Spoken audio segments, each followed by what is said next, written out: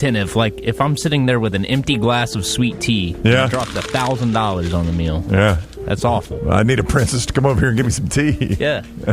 We took Leighton 2 times to Disney. She never was into the princesses, though.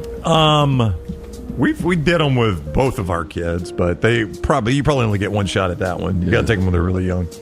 So recently, Meta has been rolling out a new feature for their Meta AI app, the Discover tab, where users can see what other users are asking Meta AI to answer or make for them. Now, here are some of the weirdest questions. This is disturbing. Okay, these are all questions that have been asked? Yeah. And it gets from, there's some bad and some.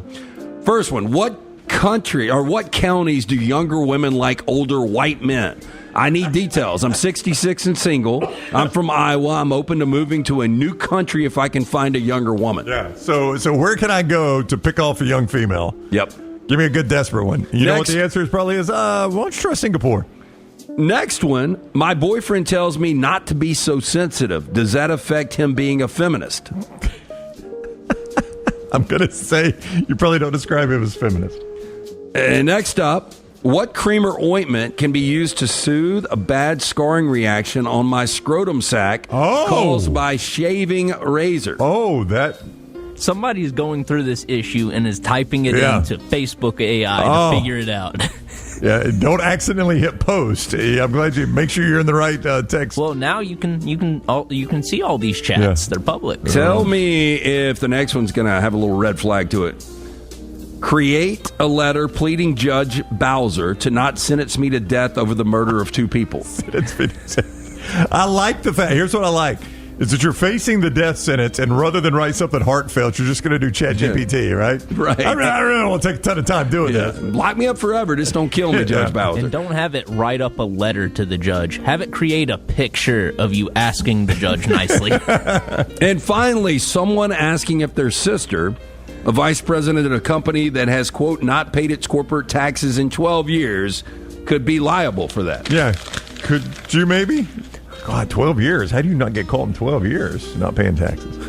That is Trash presented by Bud Light. As always, great job, Tyler, and thank you very much, Lance. Before we get out of here, one final thought. Hemp Hill Services bringing you that. They bring you Lance's Lock, and they make sure you got that cold air as the temperature is rising outside. What are you keeping your current AC at? 69. I'm leaving mine at 68 right now. It's just rolling. Everything is updated, ready to roll. Thanks to our friends at Hemp Hill Services. Did have to have them out this past week for a plumbing issue up in Jack's bathroom. But if you experience any of the plumbing, heating, or cooling issues, home or business, they are ready to serve you. Call Adam, Chad, Andrew, the guys there. Hard to stop a train, 205-229-2090 or hemphillservices.com. We get a Game 7 Sunday night. Lance will have a play at lanceslock.com, 7 o'clock for that one. Gut right now, Oklahoma City. Yeah, I mean, if Oklahoma City...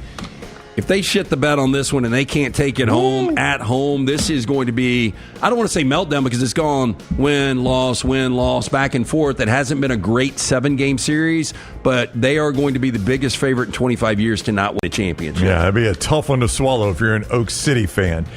So that is Sunday night, 7 o'clock. We'll talk about it Monday. Dunaway will be back with us. Thank you all for joining us for the show today. Thank you to Scott Forrester, Tim Melton, Tyler Johns, E.G., Taylor Korn, Lance Taylor. I'm Ryan Brown.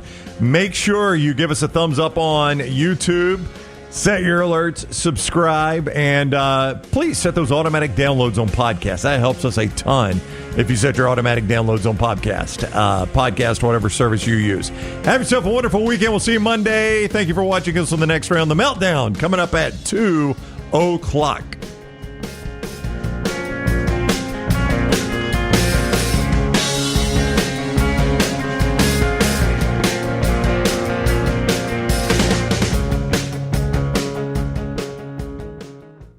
Hang out with the next round on the go. Whether you're driving to work, running errands, sitting on the beach, or you just need a break from the real world, we can keep you company. Check out the next round, Mystery Fifth Hour, and our other shows on your favorite podcast app. We'll meet you there.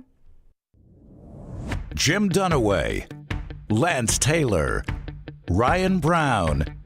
Live from the Birmingham Racecourse Casino Studios, the next round, presented by Bud Light, is on now. Live show now on a Monday as we get going. Always a great time to remind you to help support our friends at Bud Light and Adams Beverage with our friends at Folds of Honor as we work throughout the summer, coming off a weekend where we're all praying and thankful for our men and women in the U.S. military. Folds of Honor, and through our friends at Adams Beverage and Bud Light, go help them out and say thank you to so many of those who serve and have served in our country. LTD&B with you, college football coming up, a ton of that, including recruiting news, good and bad, all over the place. College baseball, LSU's the champs again, an amazing run by the SEC. We'll talk about that. Umpire stealing the show, maybe. But I got to start with the NBA championship. And I saw this post on Reddit, college football. Can you imagine, LT and Brownie, at a bar in Norman, Oklahoma in 2001, that I sit there and tell a group of good old Boomer Sooner guys that you guys are going to win an NBA championship before you win another college football national championship? Because at that time, they didn't have an NBA franchise. Right. It was still in Seattle. And they were maybe the best program in college football at that time. And at that point, they were defending champions. And they would go on to go to the playoffs a ton. But they had big game Bob Stoops. And since 2000 is their last one, right? Oh, yeah. Since 2000, they have not won a college football national championship. And now a franchise has moved from Seattle to Oklahoma freaking City, and they're NBA champions. So Brown asked the question when you were out on Friday, Kalen DeBoer, Dan Lanning, who wins a national championship first? And I said Kalen DeBoer, first of all, 3-0 against Dan Lanning. The other thing is we've seen Alabama do it a slew of times. We've never seen Oregon do this. And I said, Oregon has been the biggest tease program over the last 25 years, and Brown brought up Oklahoma. Yeah. I mean, that is the other one. And, if you did like a composite of all their final, end of the year rankings, I wouldn't be surprised if Oklahoma actually had a little bit more success than Oregon. Yeah, but to your point, they've been so close after winning that second year under Stoops, but they can't get over the hump. Well, I think Oklahoma would be way ahead of Oregon. Oh, I don't know about that. You're talking about wins? I'm talking about the last 25 years. Yeah. I mean, Oregon's played for 2 national championships. Yeah. I mean, Oklahoma hadn't even – they played for one in 2008 against Florida. Yeah, and they won one. They played for another one in the playoff era, did they? No. Nope. Yeah, they did. 2004. No, I mean, in the but playoff. in the last 25 years. Yeah. They were unbeaten, untied until they played USC. Yeah.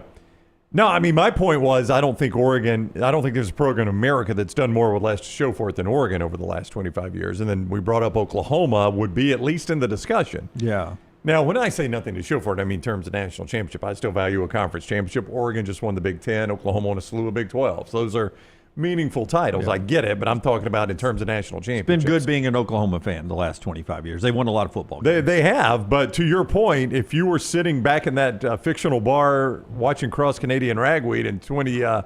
To them all day at the pool yesterday. Did you? God, so good. Hey, I came across You don't do that out loud, though, right? No, I got my earbuds. Okay. Cross Canadian Ragweed, the lead singer, I don't know what his name is, and it's a bar show. It's one of their live shows. It just came across. That's all they ever do, right? Is bar shows? Yeah. Live bar shows? Well, I mean, they do big ballrooms. Yeah. Their lead singer did a cover of Angel That Flew Too Close to the Ground, my favorite Willie Nelson song.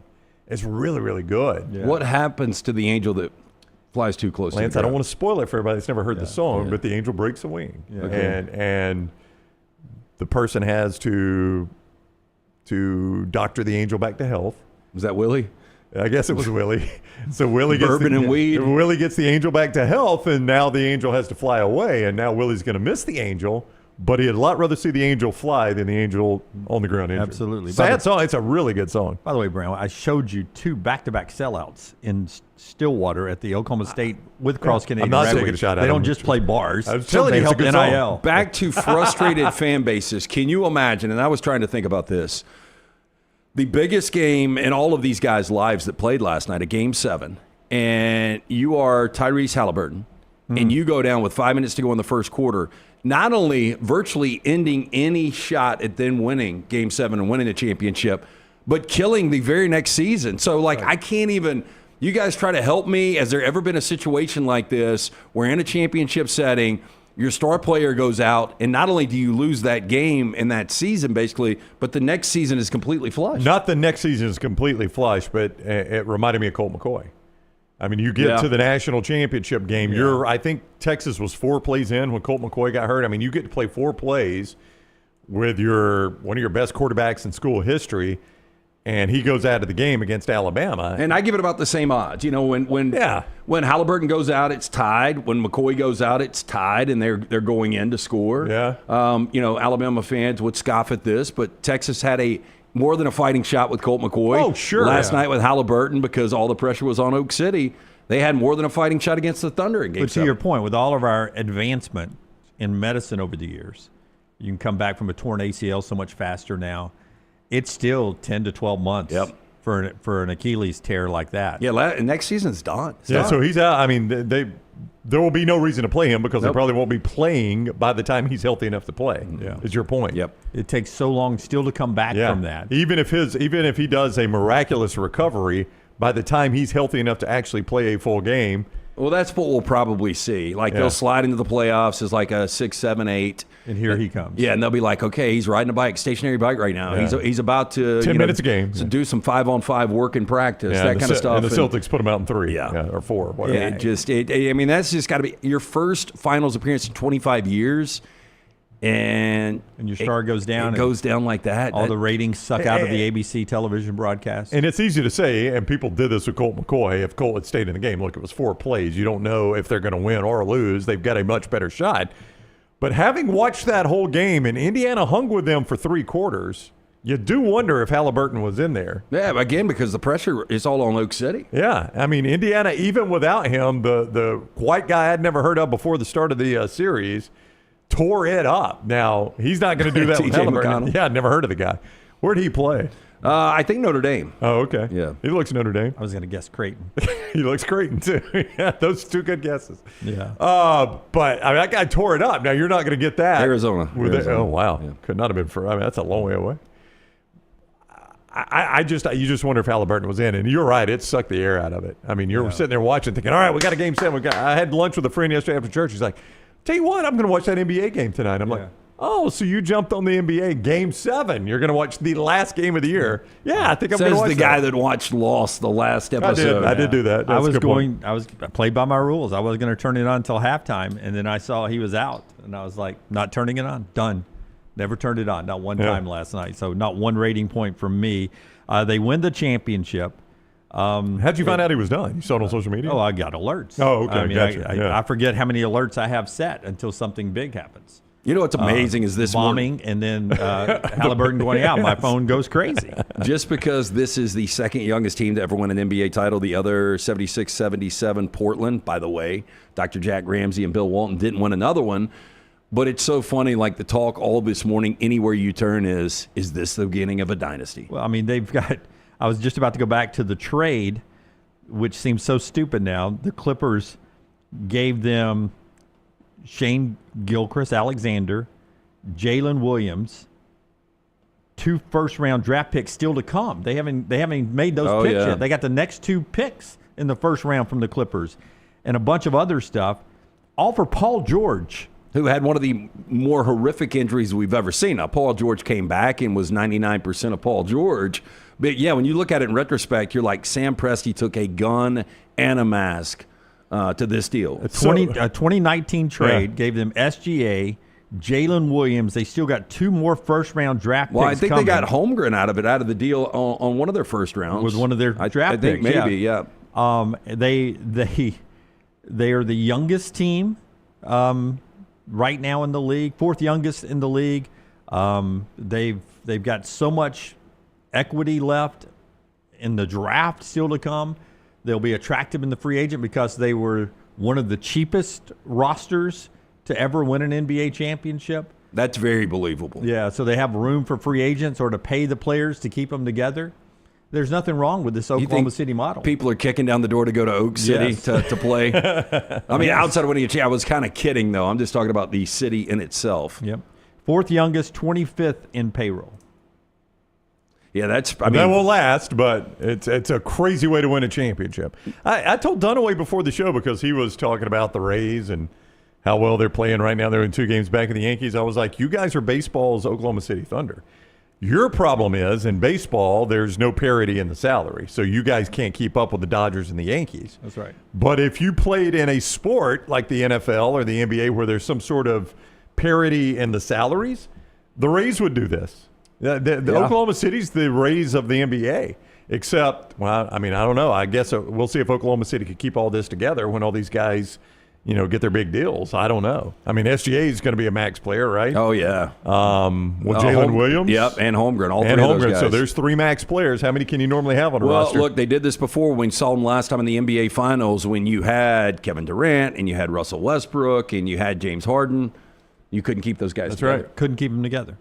They all got big really, really quick. We'll see what happens with Oklahoma City. Cut 3, Tyler, if you can give me cut 3. Here's SGA.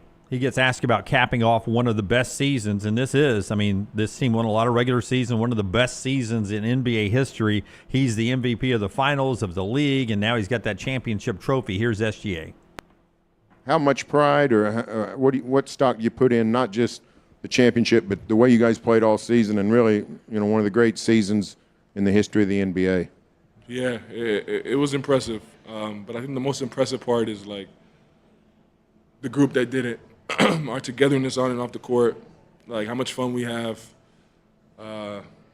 It made it so much easier, and it made it feel like we were just kids playing basketball. It was so fun. Like, it's all the achievements and the accolades and things, like, they don't even come close to, like, the satisfaction of, like, just winning with your brothers and people that you are so close to and want to succeed just as much as you want yourself to succeed. So that's been the most impressive and most fun part of it, just to know that I have 15 brothers that I just experienced a once-in-a-lifetime experience with, and I'll never forget them. They'll never forget me. Yeah, you wonder if it's once in a lifetime. Can they do it again? Could be. Well, I mean, the season probably is. 84 total wins. He's one of 11 players in NBA history to win a regular season MVP and a finals MVP.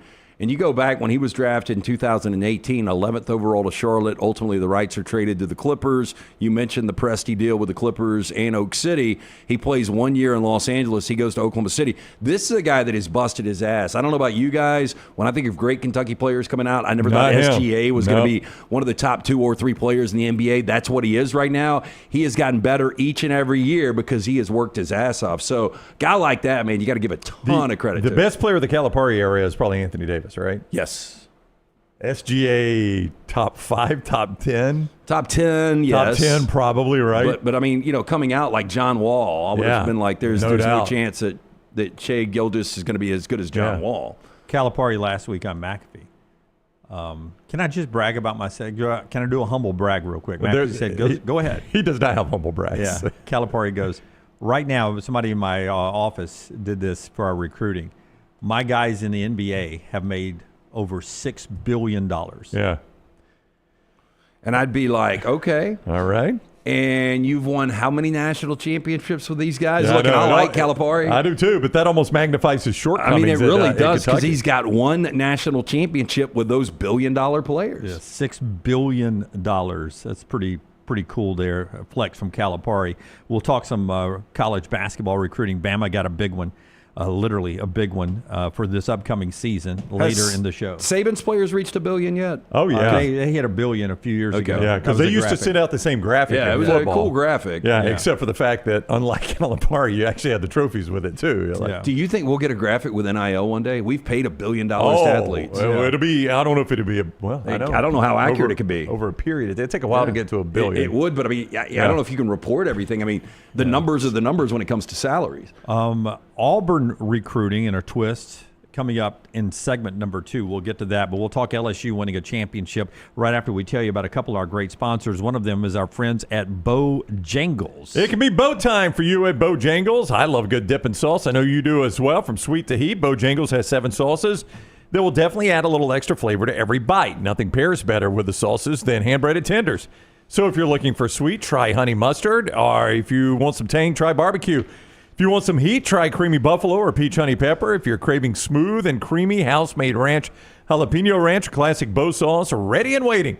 So head to Bojangles, order some hand-breaded tenders with your favorite sauce today. It's bow time. Coming out of the weekend, what's the first thing you're thinking about? Good bourbon, maybe? Company Distilling, now available in ABC stores across Alabama, in states like Georgia, Tennessee, Florida, South Carolina, available in 9 states now. Whether you're picking up a bottle for a weekend gathering or just exploring something new, Company Distilling is worth the pour. And if you're looking for a summer road trip worth toasting to, Company Distilling, 3 must-visit distillery destinations across Tennessee, Thompson Station, just outside of Nashville, historic Lynchburg, and Townsend in the heart of the Smoky Mountains. Take a tour, enjoy a flight of award-winning whiskey, sip on a craft cocktail, and soak it all in with the best of company. Plan your visit at CompanyDistilling.com. All ages are welcome to visit. Must be 21 or older to sample. Please enjoy responsibly. Listening to Cross Canadian Ragweed at the pool yesterday, I was like, okay, I'm going to go in at a certain point here and watch the final 3 or 4 or 5 innings of the College World Series Game 2 to see if it was as fun as watching on Friday night when you had Cade Anderson of LSU get 10 strikeouts, do a complete game shutout to win a 1-0 wonderful baseball game, to take a 1-0 lead in the best-of-3 series. But again, my alerts go off that Coastal Carolina's head coach is ejected in the bottom half of the first inning of a World Series national championship game for arguing balls and strikes. You get a warning. You're not supposed to argue balls and strike. The umpire gets raked across the coals on social media. You should have. There are people, the NCAA sent out a release mid-game. He was warned, you can't do this rule, this rule, this rule. They're citing rules. It just didn't feel right. No, you got to read the room, right? I mean, it's an elimination game. In the Omaha. Final year, the final day of the season, possibly for Coastal Carolina in the first inning. Not only does he get run, the first base coach gets run, and I guess we're about to hear the. And I didn't know exactly what had happened, but I'd be super pissed too. Well, if you're getting shooed. Yeah, I'm a grown man. I don't need to be shooed. I don't need that. Like, let's give me an exclamation. Let's talk in close quarters. Yeah, and let me say my piece. And I should be getting a lot of leeway based on circumstances in a Game 2 of the College World Series Finals. And just to set the scene, if you missed it, it was 2 balls, no strikes, stolen base to second, and there's a lot of movement when you're stealing and throwing to second base, and they called a strike on the pitch that I don't think was in the strike zone. And it looked like he was asking. You really never get that is call. Is it 3-0? Right. And he had called it a strike. He says 2-1. Shows both dugouts it's 2-1. Scoreboard probably had it wrong, if I'm guessing. I wasn't there, but I'm guessing the scoreboard had it wrong. 3-0. So he questions, and then they start arguing about, you've missed 3 already. Not a good look. Well, here's the thing. And did you guys hear any backstory on it? I heard all I heard was the coach say, "Look, we got 25,000 fans here. If he's going to warn me, it's going to have to be louder than whatever he did." I'm talking about the umpire. I didn't hear the warning. Though he's a former major league umpire. Yeah, right? I was, I was flipping around this morning and I heard Childers and Neuheisel on College Sports. Dang, they got Rick up early, and they were talking about this guy, former major league umpire, kind of got pushed out of the major leagues because let's bring him down to there college. was some controversy surrounding him. I don't know exactly what it was, but obviously this guy's got history. Obviously not calling balls and strikes very well. Yeah. Again, I'll say it, and I've said this, I'm consistent with this because I've said this about Major League Baseball before. If you can't stand behind a catcher and effectively do your job with people yelling at you from a dugout that's how many feet away? Enough. 30, 40 feet away? Yeah. Is that fair? Yeah, unless he comes out to embarrass you. Okay, now when he's on the field, that's a different story. But if you can't do your job with somebody chirping from the dugout, you need to find a new line of work. That ain't for you. And I just don't understand how it's got to be such a big deal that they're yelling about balls and strikes from the dugout. Fans are 35 feet away, and they're yelling about balls and strikes, right? On every pitch. On every pitch. I guarantee you the coach is more selective than the fans are. Yep. Because you know why the coach has to be selective? Because he knows he wants his pitcher to get some leeway. So he's not going to bitch about everything, right? The fan's going to bitch about everything. And usually that's how it goes, okay? Because it's the bottom of the first. Usually you start off as a coach. Yep. As a guy who in high school would occasionally work the umpire in balls and strikes. Whoa. Yeah. That was a strike last inning. Yeah, that's right. Yeah. That was a strike on the other side. But any coach that's arguing knows his pitcher's got to go back out there. So he's going to be a little bit careful unless he's just trying to get tossed. And if he's trying to get tossed, he's going to be up on the rail or on the field, and you're going to be able to toss him. But if a coach is in the dugout chirping at the umpire and the umpire can't do his job effectively, the umpire needs to go sell insurance or buy an ice cream truck. Nobody gets pissed at you when you're in an ice cream truck. Yeah, when you're out. Yeah. Well, if you're out with the music playing. Pricing. Yeah, pricing. Yeah. I mean, everybody gripes about everything now. No, trust me, I know. But, I can't, especially like Lance said, all right, even if I'm going to toss a guy for arguing balls and strikes, it's going to have to be so over the top in a championship game. And we're in the first inning. It can't be that over the top in the first inning. Apparently, there was some cussing involved. Here is Coastal Carolina head coach Kevin Schnall, who goes into the fact that also one of the umps got, I'm going to air quote here, got knocked to the ground. That was embarrassing. And here he is tumbling to the ground. Yeah, he played it up too. And he came up basically with two fingers saying two-game suspension. This is going to be a 2-game suspension, coach. You wait and see. So here is. Is that what the 2 was? Yeah. 2-game suspension is what he was basically showing, that you knocked me down, man. You knocked me down. Yeah, get your money, get a boot in that rib if that's true. Here's Kevin Schnall talking about the ejection. He gets to come back for the post-game news conference after being tossed in the bottom of the first. There's 25,000 people there, and I vaguely hear a warning issued. As the head coach, I was an assistant for 24 years, and as an assistant, you're almost treated like a second level citizen, and you can't say a word. Now, as a head coach, I think it is your right to get an explanation of why we got warned. And I'm 48 years old. I shouldn't get shooed by another grown man, right? So when I come out to ask what the warning is, a grown man shooed me. So at that point, I can now hear him say, it was a warning issued for arguing balls and strikes. And at that point, I said, because you missed 3. At that point, ejected. If you guys watch the video, there was a guy that came extremely aggressively, tripped over Campos's foot, embarrassed in front of 25,000, immediately goes 2-game suspension, and said, bumping the umpire. Immediately does that. There was no bump. He was embarrassed. I shouldn't be held accountable for a grown man's athleticism. It is what it is. But if that warranted an ejection, man, there'd be a lot of ejections. As an umpire, I feel like it's your job to manage the game, the national championship game, with some poise, some calmness, and a little bit of tolerance. You know, that's what sucks is like what got hijacked is LSU wins 2 of 3, 2 of the last 3 College World Series. Coastal Carolina had won 26 consecutive games, and the only thing anybody's talking about is him getting run. Yeah, to get into the mainstream media, the get-ups and the first takes and all that, their big takeaway will be the coach getting ejected in the bottom of the first inning. Look at this. Gets ejected in the first inning, and then the footnote is LSU wins the national championship. Angel Campos was the manager. The umpire. Yeah, the umpire. He umped 585 games in his major league career, 23 ejections in 7 seasons. I don't know if that's a lot or not. 23 and 7? We're running about a 3 ejection a year average, and you're doing you're doing 100 games a year. 100 games a year, so it's 3% of your games you're tossing somebody.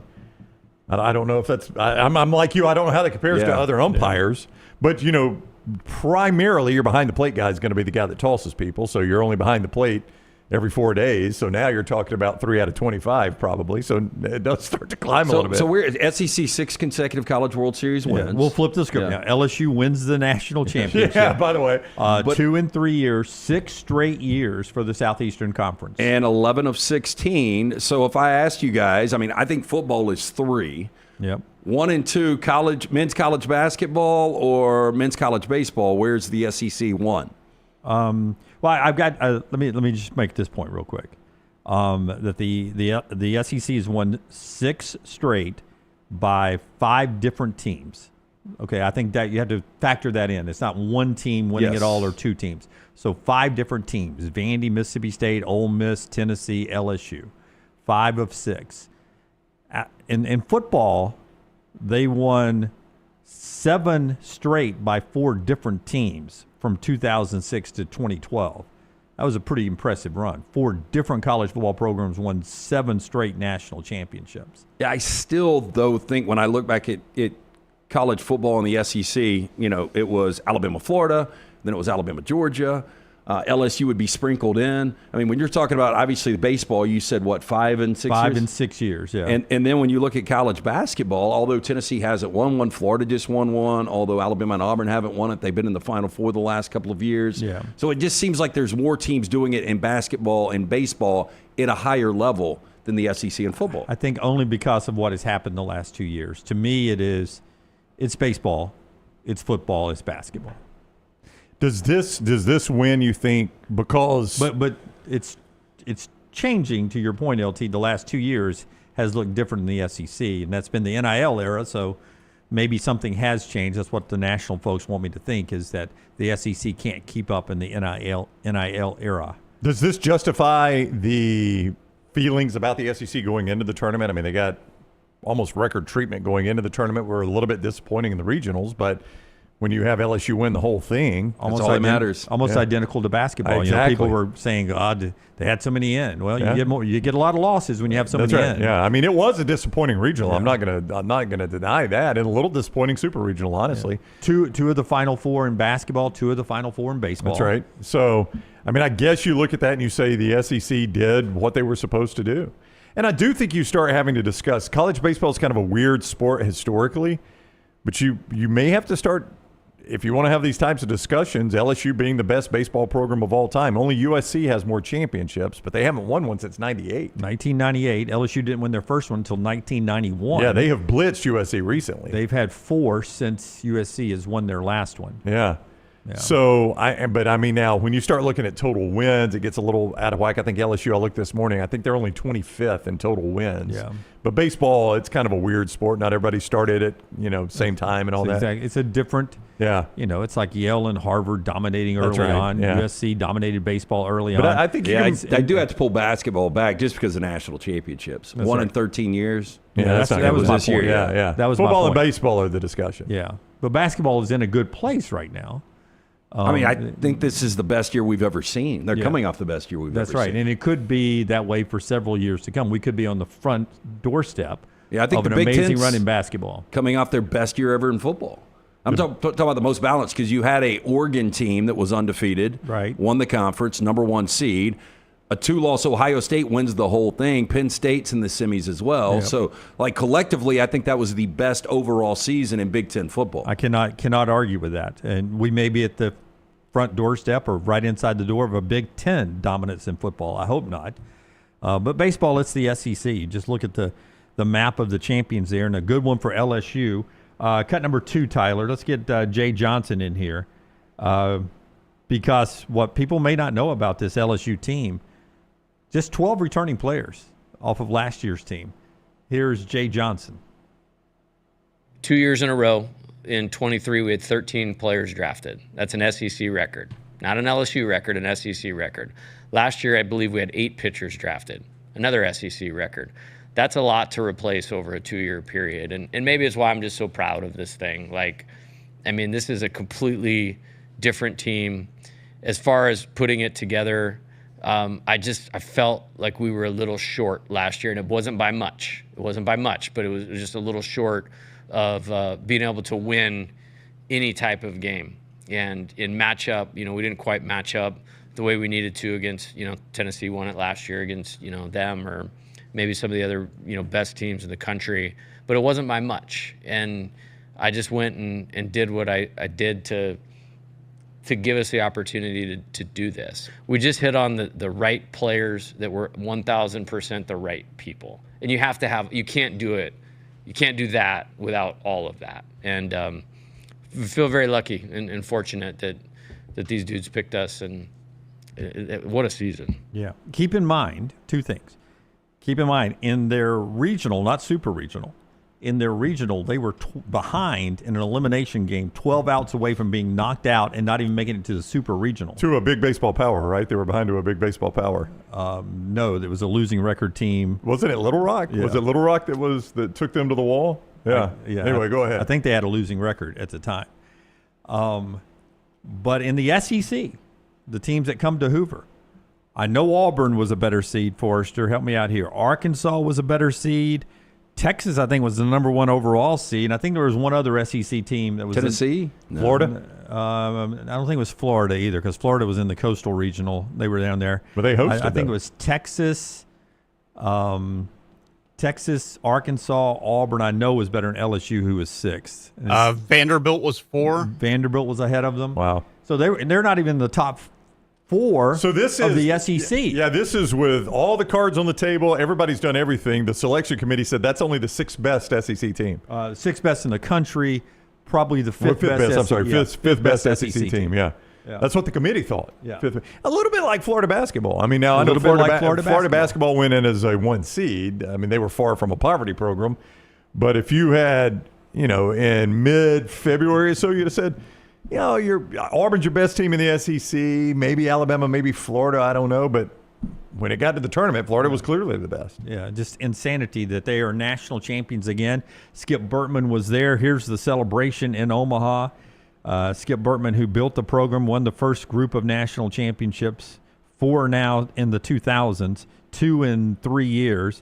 And it just feels right to see the purple and gold from Baton Rouge making the call in Omaha as national champs. When we come back, we talk college football. The show being brought to you by a couple of great sponsors, including our friends at Breakline Optics, Browning. That is me, yeah. BreaklineOptics.com is the website to go to, BreaklineOptics.com. You want some great sunglasses that are durable? These lenses, you can take a hammer to them. You cannot break them because they are molded, polarized Trivex lenses. Now, when I say all that, it doesn't mean anything to you, right? Let me tell you what it means. It's the best lens in the business. Like I said, I have seen them hit these with a hammer, and you cannot shatter them. These glasses are lighter, clearer, stronger. They look great. You can see their entire line online, BreaklineOptics.com. That is BreaklineOptics.com. Their frame design is basically indestructible. That's the thing. These glasses, they look great.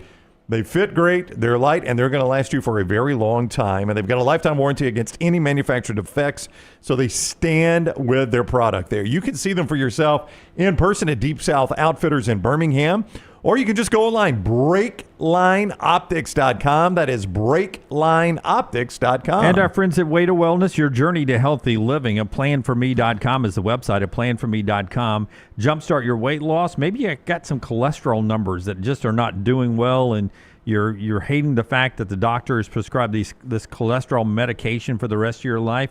Well, maybe control some of that with your diet right there. You can do that with our friends at Way to Wellness. It's APlanForMe.com, the website. Find out from Leslie and her board-certified team. There's no contract. There's no sign-up fees, and you get a consultation with Leslie absolutely free. Injection therapy, meal replacement, protein bars that help you stay healthy in between healthy meals. It's all right there. APlanForMe.com. It's Way to Wellness, your journey to healthy living. Follow Dunaway on Twitter and Instagram at Jim Dunaway. I'm attorney Alexander Shunnarah, Alabama born, Alabama raised, and ready to fight for your rights. I have one of the largest firms in Alabama, and we are here to help you get the compensation you deserve. Call me, Alabama, 323-1000. No representation is made that the quality of legal services being performed is greater than those of other lawyers. Storm season is here. Make sure you have a plan of action in place right now. Greg from Pell City and Storm Restoration Roofing should be your first call when storms hit. Insurance companies love working with Storm Restoration Roofing because of Greg Nelson's name and reputation in the industry. When storms hit, call Greg Nelson. He's local, 205-542-3531. He's the home of the free no-cost roof inspection. Greg from Pell City on Facebook, 205-542-3531. It's Storm Restoration Roofing. Stop by the New York Butcher Shop and pick up the finest in certified Angus prime beef steaks and burgers, premium pork chops, ribs, and all-natural chicken cut to order just for you. Their chef-prepared entrees and side dishes are the perfect dinner-to-go choice for your family and are ready to heat at home. With a great selection of fine wines and desserts, the New York Butcher Shop is your one-stop dinner shop. 2 locations to serve you, Cahaba Heights and on Highway 119 in Greystone. The New York Butcher Shop. Rare quality, well-done service. It's time to pull the trigger on the Next Round merch that you've been eyeing. We know there's a lot to choose from at nextround.store, so here's a few of our favorite picks. If you want to match LT and Brown, go with the TNR logo hoodie and throw in one of Dunaway's favorite hats. Any of them will do. The Backroom's go-to is the classic logo t-shirt, while my personal favorite is the light blue TNR crew neck. All of these items can be found at nextround.store and are EG approved.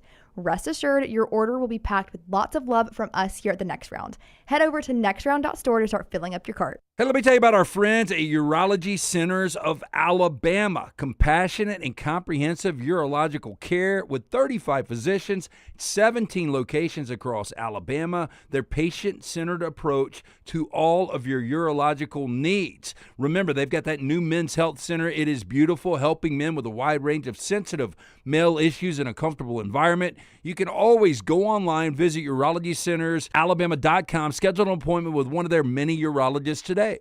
Hey, there's nothing worse than waking up to a plumbing problem. Don't get caught in a flooded house. Call the guys at Hemphill Services. Adam, Chad, and the team at Hemphill are the only ones I trust to fix it and fix it right the first time. Hemphill Services does it right and always at a fair price. For all of your plumbing, cooling, and heating needs, trust the name that Birmingham has trusted since 1954. That is Hemphill Services. Call now, 205-229-2090. That's 205-229-2090. Just because you've quit going to the gym, it doesn't mean that you have to quit gym altogether. Dunaway, that is. With our Next Round podcasts open 24/7, 365, you can access gym anytime you'd like. While you may have done away with your treadmill routine, our version of Dunaway is standing by ready to get you back to your absolute best. Find all that lovely Jimmy D-led content on Spotify, Apple Podcasts, Google Podcasts, and in the podcast section of nextroundlive.com. This message is sponsored by Jimmy Crypto Inc. and Jimmy Crypto for President. It's bow time. Tired of choosing between sweet and savory? Why not have both? Introducing Bojangles' new chicken and bowberry waffles. The bold Cajun chicken filet you love, now drizzled with a bowberry honey glaze and sandwiched between 2 warm waffles. Which means your favorite meal of the day just met your new favorite dish. And lucky for you, it's served all day. But it's only here for a limited time, so try chicken and bowberry waffles at Bojangles today. It's bow time. I'm attorney Alexander Shunnarah, Alabama-born, Alabama-raised, and ready to fight for your rights. I have one of the largest firms in Alabama, and we are here to help you get the compensation you deserve. Call me, Alabama, 323-1000. Your representations made that the quality of legal services being performed is greater than those of other lawyers.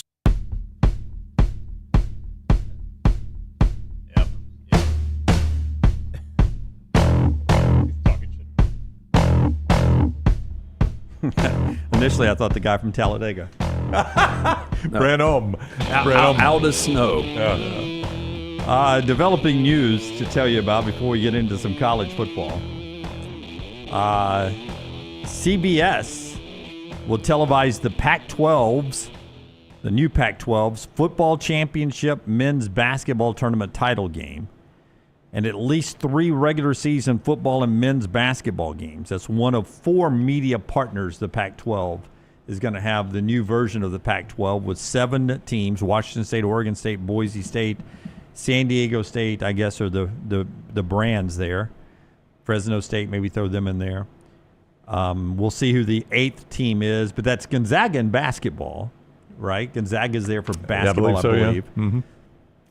So the Pac-12's trying to get this together, but it's going to pay this 4-pronged media deal is going to pay each school between $7 and $8 million a year initially, and they were making about $3 million in the Mountain West. So it was worth the move from the Mountain West for those schools. Yeah, I mean, I would 100% agree, and it feels like a little more solid footing than the Mountain West had. I would tread lightly. As long as Larry Scott's not involved, it's probably not going to be that bad, but the Pac-12 financially hasn't been great. It has not been great. But this is better than where most of those schools come from. So I guess in the short term, it seems as though it has paid off. Now, what are the media partners again? What? CBS is the only one that's officially released at this moment. I believe. Okay. We'll see. I wonder how much of that's going to be CBS Sports Network. Yeah, probably a little bit. I thought TNT was going to get that game too, now that they don't have NBA. CBS, the CW, ESPN, and one other partner is the likely person to be jumping out. The CW, I watched more games on the CW than I thought I would last year. Well, there was crazy. There was one close one. Can't remember if it was an ACC game or something like that. I'm like, it was. I think it was Clemson-Pittsburgh.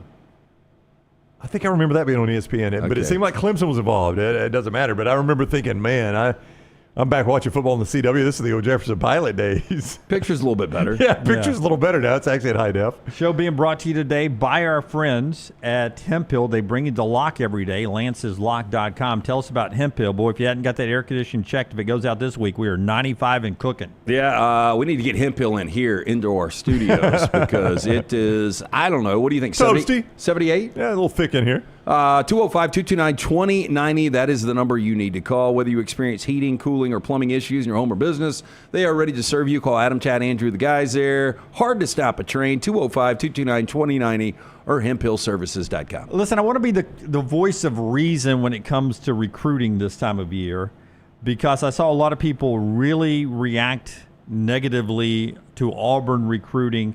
4-star linebacker Shadarius Tugel from Mobile. He'd been committed to Auburn since last July. He flips his commitment from Auburn to Georgia, makes the commitment, says if you want to be the best, why not play with the best, he says in his commitment, the switch over from Auburn to Georgia. And he's a 4-star guy, a big-time recruit going to play for the Georgia Bulldogs. Obviously, Georgia has a lot to sell. Auburn, I think, is 62nd in recruiting rankings right now. I've got on 3 right here. Okay. Where's Auburn? Where did you see them? 62nd. That would be bad. 47th is bad enough. If they're 62nd. Maybe check 24/7. Okay, Sports. I will. But 47th at on 3. And you know, we talk neighborhoods a lot. Was Harsin ever that bad? I'll give you perhaps. I don't know. I mean, it's not done yet. So I don't know. You know, they've only got 6 recruits. 6 recruits in. Was Harsin ever at 47? Maybe. That's the point I'm going to get to. Okay, here's the neighborhood they're in right now, though, before they get more than 6 recruits. Purdue, Maryland, Auburn, Oklahoma State, Northwestern. That is not where you want to be recruiting. No.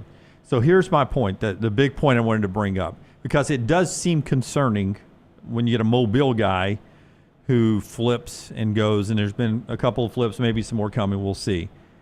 How important now is it to win this year for Hugh Freeze? Because at some point, to finish this recruiting cycle in December, if the season isn't going well, you may lose any of these other commitments that you get along the way.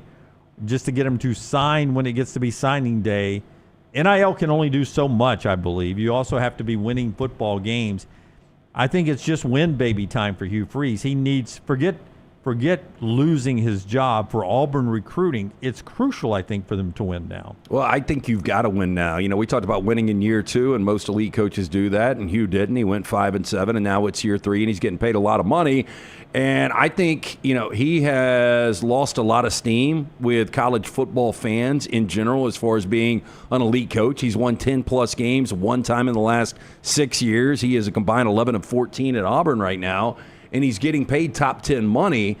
So, you know, I know Auburn doesn't want to reset. It's the last thing you want to do, and I still think Hugh Freeze is a good coach. But if you're sitting there at the end of the year with 6-6, 7-5, I don't really know what they do at this point. Yeah, but even at 6-6, 7-5, if you've got a top 5 recruiting class, I don't know if that's enough to sell to the fan base in terms of Hugh Freeze. Now, in terms of the future of the program, obviously that would help. That'd be good players if you could hold on to it with the coaching change coming in. But I think you're past the point, if you're Auburn, of Hugh Freeze selling the future. I think this answers your question. Hugh Freeze has to sell the now.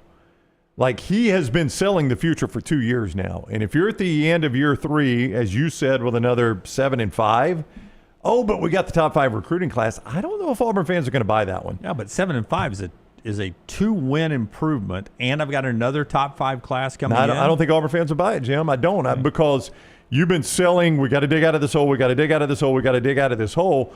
And I just don't know that Auburn fans want to buy futures anymore in a coach that at that point would be what, 7-5, 5-7, 7-5? When we were doing a show together, who wore us out the worst with, hey, we're building for the future? Butch Jones. First guy was Butch Jones. Butch Jones. Yeah. So, and look, these numbers are flipped around. Year 1 at Tennessee, 5-7. Year 2, 7-6. So he got better. Year 3, 9-4. Mm-hmm. Year 4, 9-4. And then he's fired in 2017, 10 games into the season at 4-6. Yeah. That was Butch Jones at Tennessee. There was much more expectation for Hugh Freeze going to Auburn than Butch Jones at Tennessee. That wore out Tennessee fans and everyone in college football after the third year, and he went 9-4. There's got to be a big jump this year. Yeah, I agree. I don't know if, as an Auburn fan, I mean, and now the scenario we're talking about here is another 7-5. Right now, if they're 9 wins, that's going to change things, right?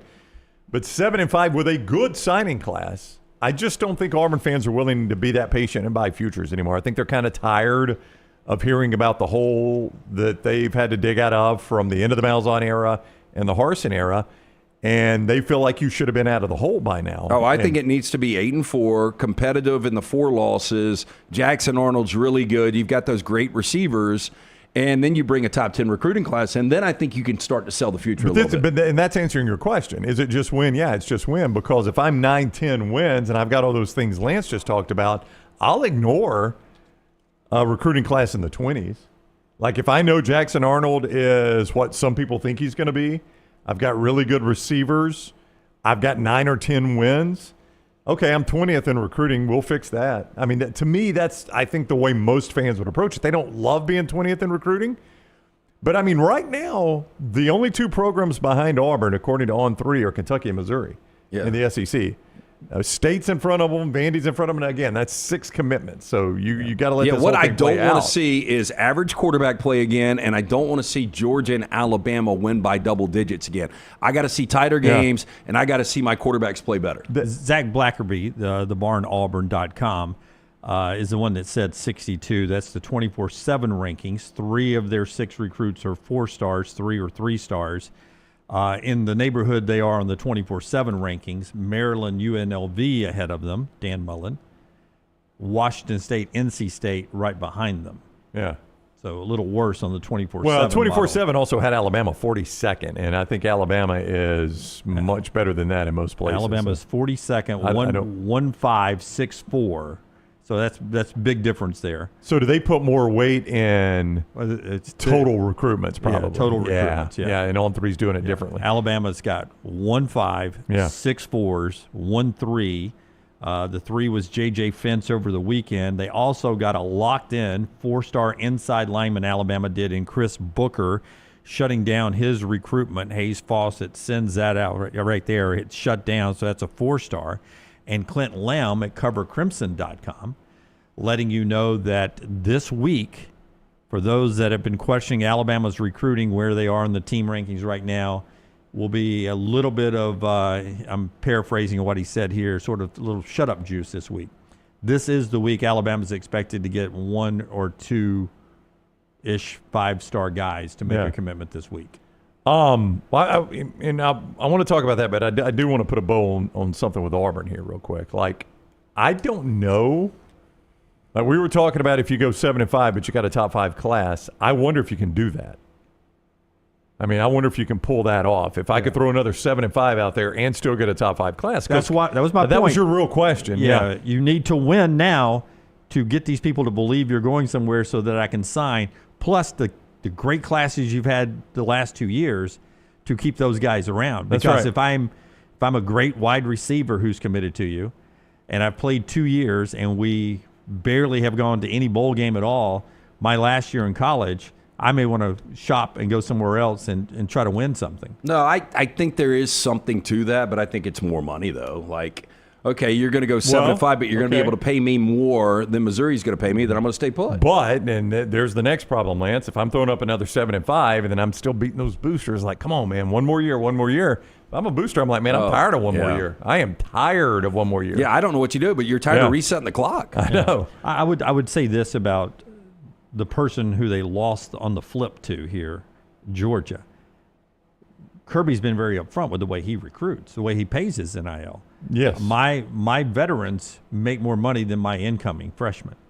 So to me, that's the question I'm asking. So we're we're losing the flip here to a program that is very upfront, that we don't overpay for freshmen. We're going to pay our seniors, our juniors, our sophomores more than we do our incoming freshmen. They sort of have a rookie salary cap, almost a self-imposed rookie salary cap. You wonder how much of that is legitimate. You used to keep it away from the NCAA. Are you keeping it away from other players on your team? Maybe. You know what I'm saying? Hey, look, we're going to bring you in. Here's the deal.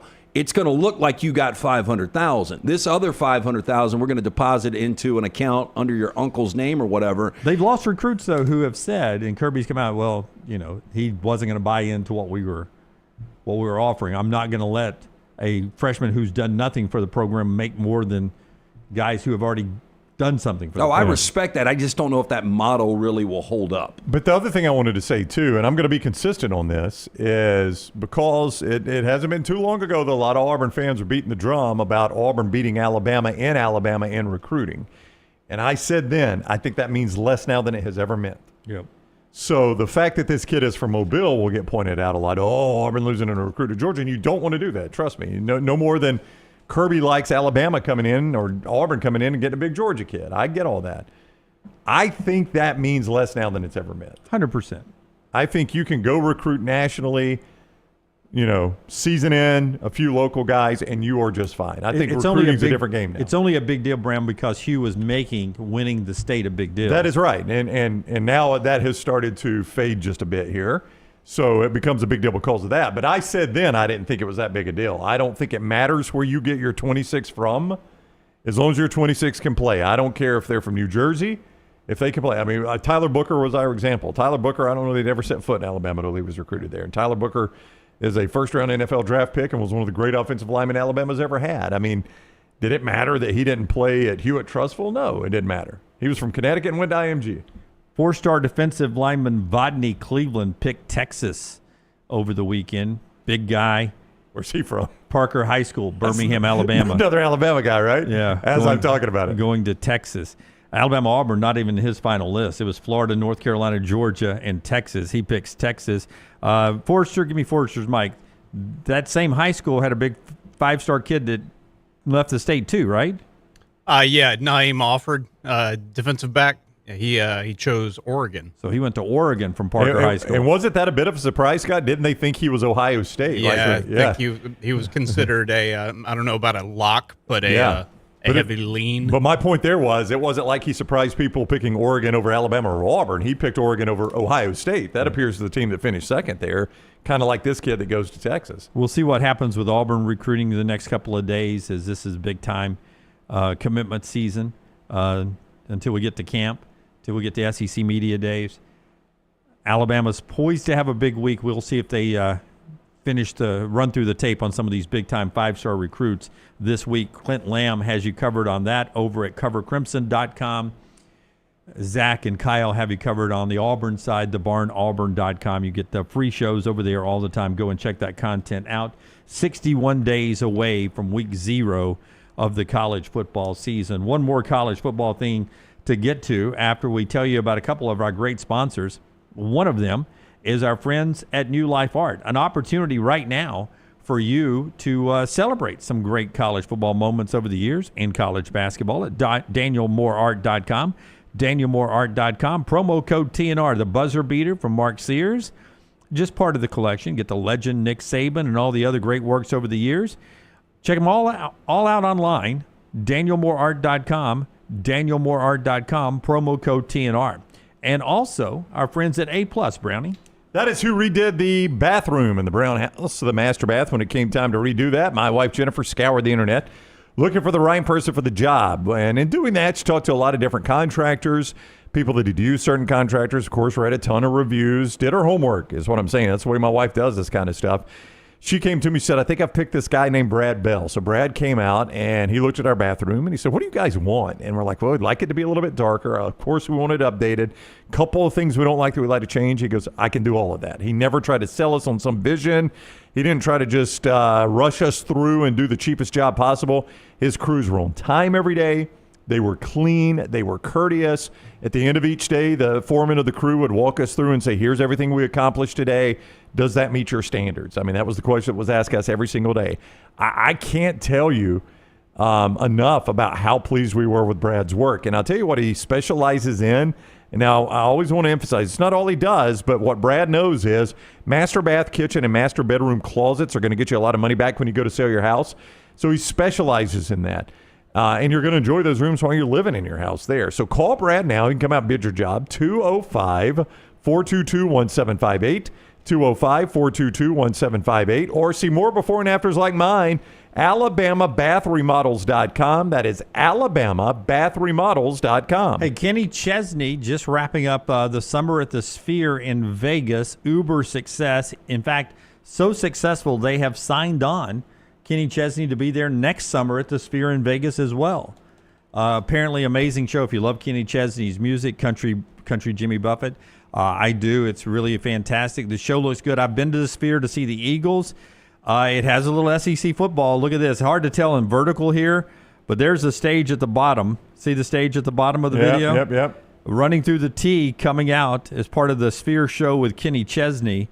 And you can only imagine on that big Sphere wall atmosphere and what that is like, what that looks like there. Just one of the nuances. Boys of Fall, I believe, is the song probably that's playing too. Have they, like, if they weren't having, and I know they've got the residents all the time, but like one-offs having a football game shown there? Ooh, almost like an IMAX. Yeah, like I think it'd be really cool if you set up some kiosk and you could bet and the Super Bowl or something like that. A full fan experience for a game. I misremember a lot.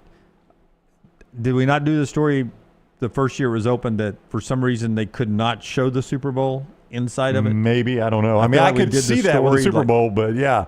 Like they prevented the Super Bowl from being shown inside of it. I don't know how they would, though, because you've got Super Bowl viewing parties at establishments all over the world. Yeah, Was it the year that Vegas hosted the Super Bowl? I don't know. It's a good question. I don't know. It seems like and would it be a good place to watch a game? It's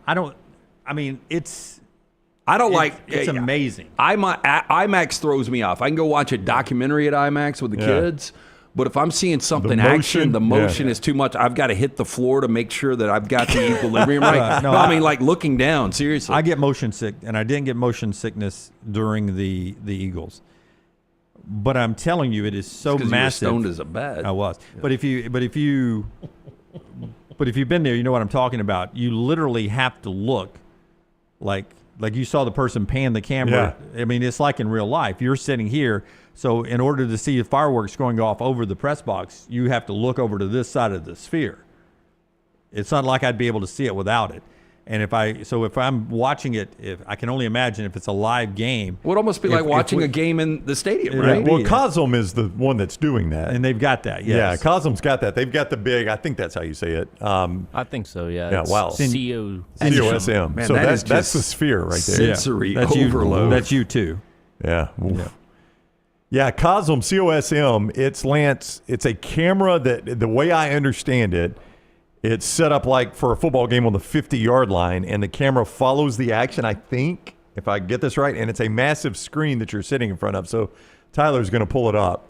Yeah. And is this Houston, Dallas? I forget where it is. Yeah. So if see, they're in the Henry, restaurant. If he ran through that camera, would it cost him a little bit? So you're in a restaurant, obviously, right there, but it feels like you're on a... That's in Atlanta. That's in Atlanta, yeah. Stadium. Yeah, so that's it's like you're at the game. Feels like you're at the game. That's supposed to be the future of sports bars. And now it's going to be big cities. I don't know that a Birmingham can support that. Yeah, there's one in Dallas, one in L.A., and I think one in Vegas. And you get a point of view. I'd give it a shot. So that's like I'm sitting in that seat, you see? Meanwhile, up in the top, I can look at the game broadcast and things like that. Of course, I say that. I'd rather be on my couch. I know. Yeah, like I'm on a couch in that joint. I'd rather be on a couch in my joint. And the only reason you want to be in that seat is if you're actually at the game, right? For the atmosphere. That's right. That's right. Well, they're pumping in. I don't know what the sound is like. I don't know if you feel like you're actually at the game. Yeah, I don't either. I've seen some videos, and I think they have some crowd noise they pump in or something, but it sounds like you're at the stadium. Interesting. Okay. Yeah. Do they have the announcers? It's not the television broadcast, right? I'm just getting the actual game. I'd rather have the television I broadcast. think I had to. All right, here we go. This is the Chasm Forrester. Give me Forrester's mic. Cosm, yeah. Oh, so God. Yeah, look this at is that. Cosm in Dallas. Look at that. Look how big that action is, though. Yeah. Start that over again for me. So It'll loop. This is Texas, Michigan, what it was like to watch that game there. Yeah, it wasn't a lot of fun to watch on the couch, I'll tell you that, especially if you had Michigan plus the points. So here's I don't have that. Here's the play. So I'm watching the game up top. Now, this is my seat, end zone seat. Well, if I'm going to a sports bar, why am I sitting in the end zone? I'm about to say I don't have that seat the whole time, right? Only when they're in the red zone? You know what would be cool with technology? That action comes right at you, though. Is you can pick whatever seat in the stadium you want your point of view to be from. Yeah, I guess they bounce you around, yeah. I would think so. I think they have more than one camera. Yeah. Top of the hour here, show being brought to you by our friends at, let's go with our friends at Gutter Cap LT. Tell us about Gutter Cap. We'll do the viewing menu, our 40 and 40 team coming up in the next segment. Gutter Cap can help you with your home. Yeah, 205-823-2212. Mention the next round. Chris Stewart is going to come out. Not only the free estimate, he's going to give you an incredible deal, 45% off the retail price. 205-823-2212. It's a dirty, dangerous job. You don't want to get the ladder out. You slip, you fall, snap the neck, and die. No good to the wife or kids. Gutter Cap patented aluminum cover system. It fits over most existing gutters. It will only allow rainwater in. 205-823-2212. Cap it, don't snap it, or guttercapbirmingham.com. Take the next round anywhere you go with official Next Round gear. Buy yours today at nextround.store. I'm attorney Alexander Shunnarah, Alabama-born, Alabama-raised, and ready to fight for your rights. I have one of the largest firms in Alabama, and we are here to help you get the compensation you deserve. Call me, Alabama, 323-1000. No representation is made that the quality of legal services being performed is greater than those of other lawyers. This hour of The Next Round is presented by the Birmingham Racecourse Casino, now featuring 7 days of giveaways with your chance to win a share of up to $125,000. The more you visit the Birmingham Racecourse Casino, the more chances you have to win. Man, I love a good meal. I'm Jim Dunaway. A good meal is what you get with my friend Sterling at Champy's Chicken on Highway 119 in Alabaster. We're talking great southern fried chicken, wonderful sides, hand-cut chicken fingers, po' boys, and those Mississippi Delta recipe tamales. You got a perfect menu for everybody. Champy's Chicken is perfect for watching the big game, or taking a meal to the lake house, down to the coast, or stay in the restaurant and dine in a great atmosphere. It's all made fresh to order right there on 119 in Alabaster, Champy's Chicken. Hey, there's nothing worse than waking up to a plumbing problem. Don't get caught in a flooded house. Call the guys at Hemp Hill Services. Adam, Chad, and the team at Hemp Hill are the only ones I trust to fix it and fix it right the first time. Hemp Hill Services does it right and always at a fair price. For all of your plumbing, cooling, and heating needs, trust the name that Birmingham has trusted since 1954. That is Hemp Hill Services. Call now, 205-229-2090. That's 205-229-2090. No matter the occasion, the Next Round store has you covered with whatever you need. Head over to nextround.store and start filling your cart up now. When you wear your gear, make sure to let us know by posting on socials, and you might just end up seeing yourself during a commercial break.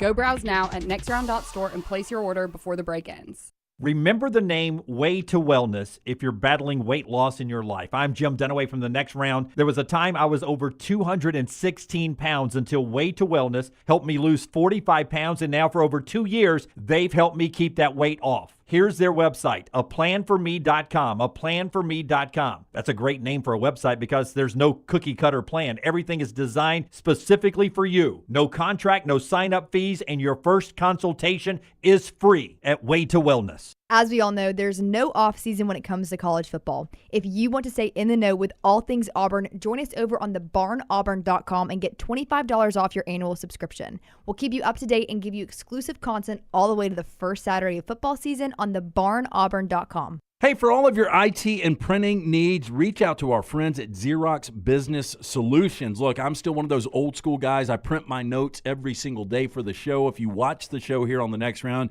you see all the notes in front of me. From day one, Xerox Business Solutions, they've been with us here at The Next Round.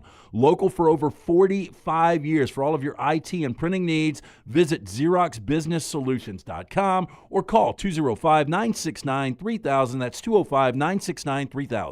The World Wide Web is a large place. Find all your favorite people and content in the same spot. NextRoundLive.com is full of wonderful tidbits about the show you know and love. Find our gear, listen to your favorite personalities, follow our socials, and enjoy your trip to NextRoundLive.com. It's bow time. Tired of choosing between sweet and savory? Why not have both? Introducing Bojangles' new chicken and Bowberry waffles. The bold Cajun chicken filet you love, now drizzled with a Bowberry honey glaze and sandwiched between 2 warm waffles. Which means your favorite meal of the day just met your new favorite dish. And lucky for you, it's served all day. But it's only here for a limited time, so try chicken and Bowberry waffles at Bojangles today. It's Bow time. I'm attorney Alexander Shunnarah, Alabama born, Alabama raised, and ready to fight for your rights. I have one of the largest firms in Alabama, and we are here to help you get the compensation you deserve. Call me, Alabama, 323-1000. No representation is made that the quality of legal services before is greater than those of other lawyers. Jim Dunaway, Lance Taylor, Ryan Brown. Live from the Birmingham Racecourse Casino Studios, the next round, presented by Bud Light, is on now. Hour number 2 on the show. Some breaking news, bulletin board stuff. Do I need the glasses? Not yet. You said you wanted to do some chat room stuff. stuff. I was going to first. read something for the chat room. Okay, Yeah. do some chat room stuff. LTD&B, hour number 2.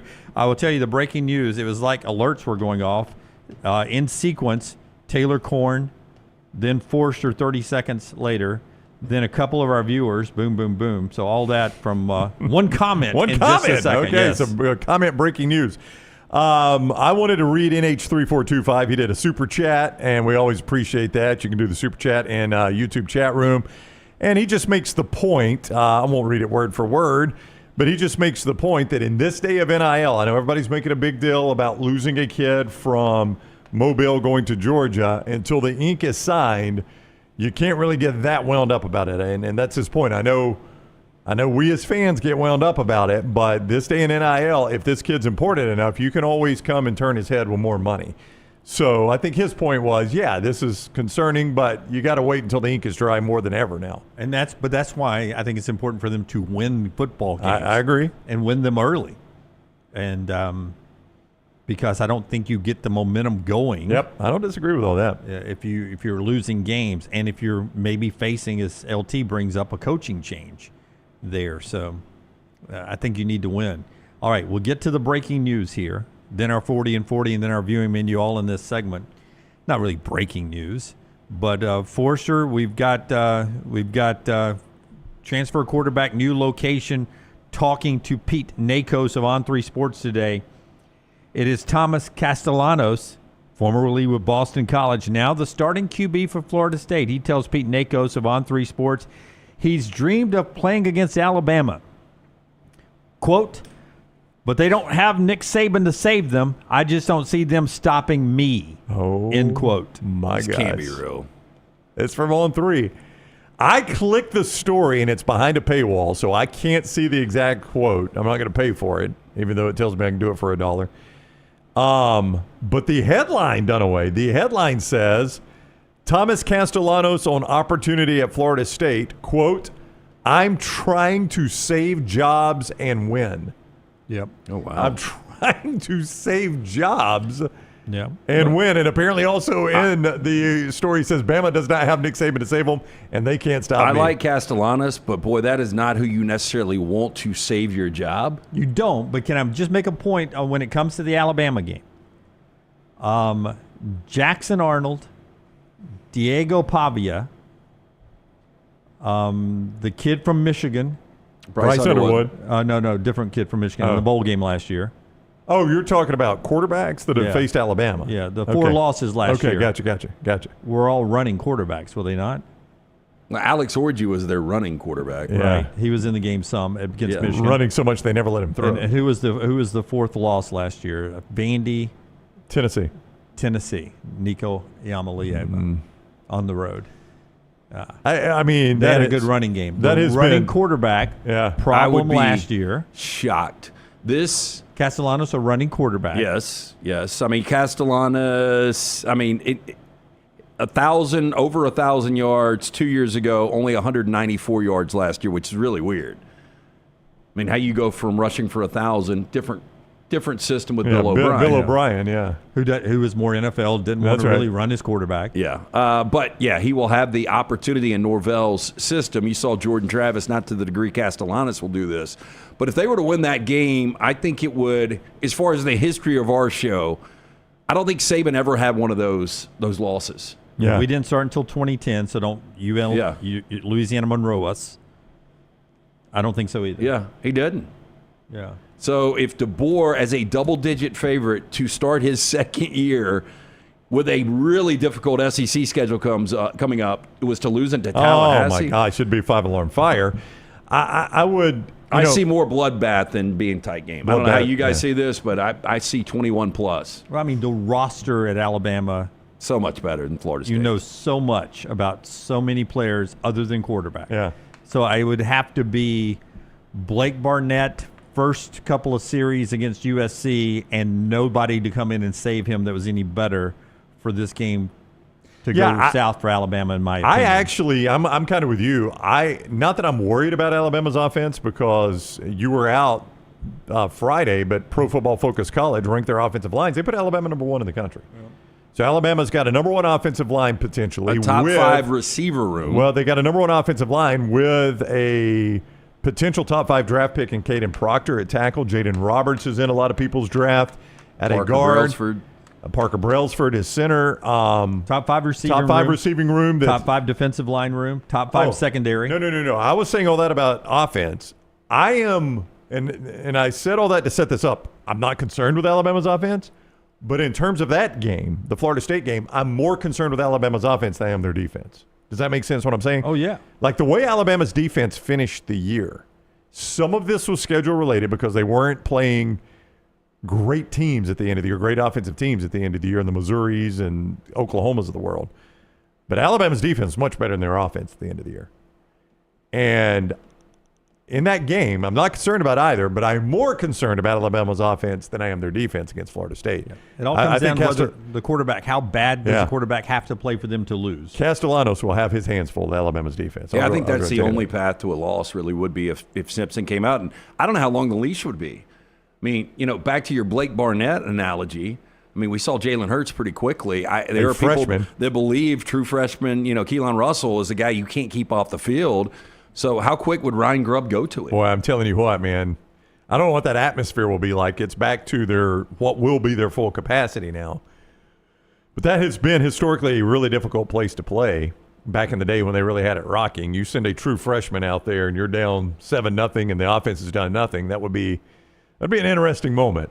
It will be. It will be. So that's do it again for the people in the back. Show me the Castellanos quote from this. It's a big article. Pete Nakos, he's the starting quarterback at Florida State. They don't have Nick Saban to save them. I just don't see them stopping me. I can't believe, again, I can't read the article. I just saw the headline. And I know that that's going to play more up here because of the Alabama angle.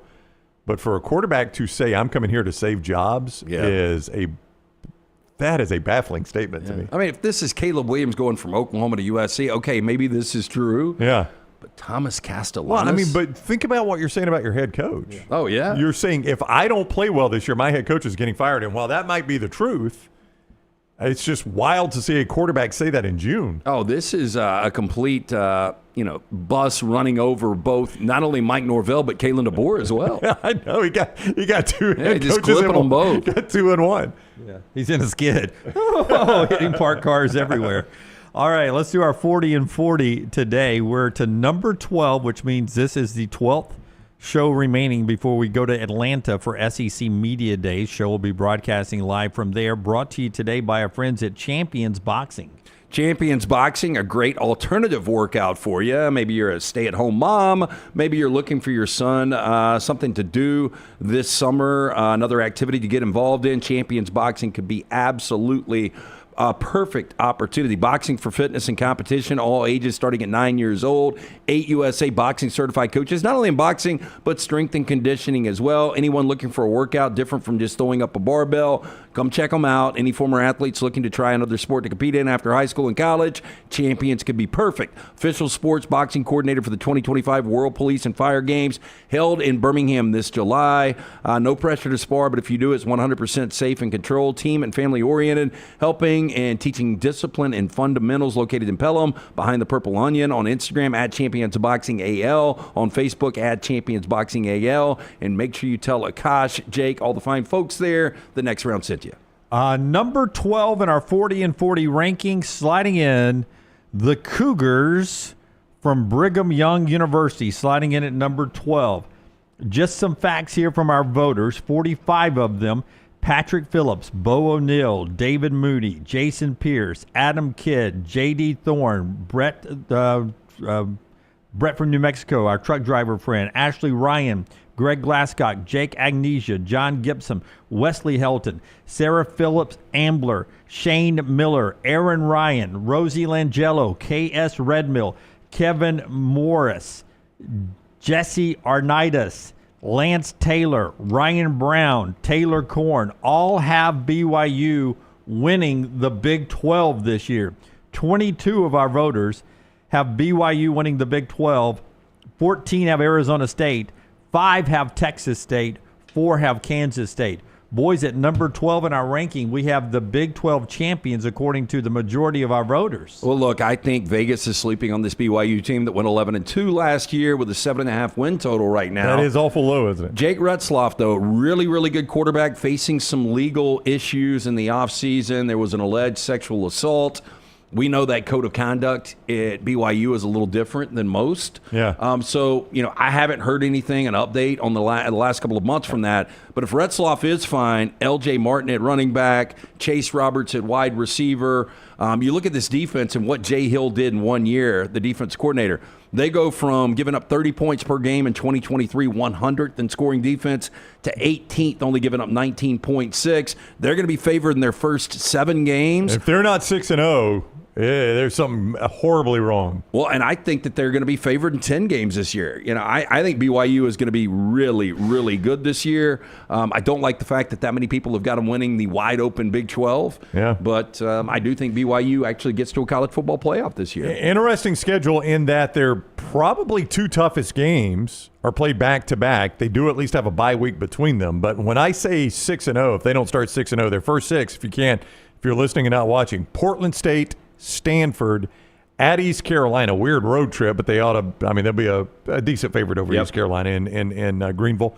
At Colorado, West Virginia at home, at Arizona. That's 6 wins. If they can't find those 6 wins, something is going wrong. Then you got Utah for homecoming. It's the next 4, the mid-October through mid-November. You got Utah for homecoming, which, as Lance said, you'll be a favorite, but that's a tougher game. But then their 2 toughest games, I think, are at Iowa State, bye week, at Texas Tech. It's 2 road games separated by a bye week, and it's your 2 toughest games right there with one another. Yeah, not only will they be favored in their first 7, the Holy War is going to be a difficult game. I think they win their first 6 games by double digits. Right. And I think at that point they're a top 10 team. I think everybody's talking about BYU. But then everybody's like, yeah, but who have they played? Yeah, and whether or not they can close the deal. All they got to do is split one of those games. They're playing for the Big 12 championship, 1-game situation. Like, if BYU was 11-1 and they lose the Big 12 championship, do they get in? They could. Other side of the coin. I don't know. Their non-conference is so bad. Portland State, Stanford, East Carolina non-conference. I just don't know if that's a non-conference that gets you in with 1 loss. LT had them 9th. Taylor had them 10th. Ryan had them 11th. 22 of you had them winning the Big 12. Other side of the coin, Jim Dunaway and Scott Forrester. Forrester has them 21 in his rankings. I have them 24 in my rankings. I think they're an 8 to 9 win team. Concern at wide receiver, concern in the secondary where they're replacing talent. And I just think the Big 12 is that good. It's going to eat itself up. There is a chance. This is not going to happen, but it's at least a fighting chance. They go through that whole schedule and play one ranked team. Like right now, if you started the year, Iowa State will be ranked And either Utah or Texas Tech will be ranked, do you think, in the top 25? I do not think to start the year. Texas Tech will be. Texas Tech will be. Yeah. So Iowa State and Texas Tech are Yep. right now your ranked teams. And there is a chance it gets to the end of the season and one of those two is not ranked. Well, they avoid Arizona State. They That's avoid right. Kansas State. Kansas is going to be better with Jalen Daniels back this year. I also think that Baylor is going to be good. They avoid all those teams out of the Big 12. This is a very favorable schedule. Yeah, it really is. Very beneficial outside of Ames and Lubbock, as you said, in two games in a 3-week span with a bye. And no depth behind the quarterback, who's really, really good. Well, now listen, all bets are off if this Retzlaff thing goes off the rails and he's suspended or held out. All bets are off at that point. My ranking is based on him playing because I think that story broke even after we had turned our rankings in. Yeah. So my ranking based on him playing. Yeah. The smallest number on this category so far, only 2 of you guys had them not ranked in the top 25. Forrest and I barely put them in, but 2 of you had them not ranked at all. Not buying BYU, who's in at number 12 in our 40 and 40 today, brought to you by Champions. We'll talk more BYU coming up here in just a second in our 4 downs, which we'll get to in this segment as well. Tell us, though, Brownie, before we get to our 4 downs, about our friends right there, Alexander Shunnarah, trial attorney. That's right. When you're in need of an attorney, start with our guy, Alexander Shunnarah. And I know you think, well, this is not a personal injury case or something like that. Well, that's where you need to expand your thinking here, because here's what Alexander Shunnarah's mission was. He wanted to create a firm that could handle any issue his community faced. That community is Birmingham, Alabama. Well, the firm now handles not only personal injury claims, but claims for fire and storm damage, bad drug and device claims, disability claims, workers' compensation, a host of other claims. And it's not just Alex. He can't handle all this. He's one man. He's a good one, but he is just one man. 150 lawyers on hand, 500 dedicated team members, and they've recovered more than $2 billion. So when you find yourself in need of a lawyer, call Alexander Shunnarah Trial Attorneys. You pay nothing unless they win your case. Shunnarah.com. Shunnarah.com. First down. More wins over the next 5 years, Nebraska or BYU?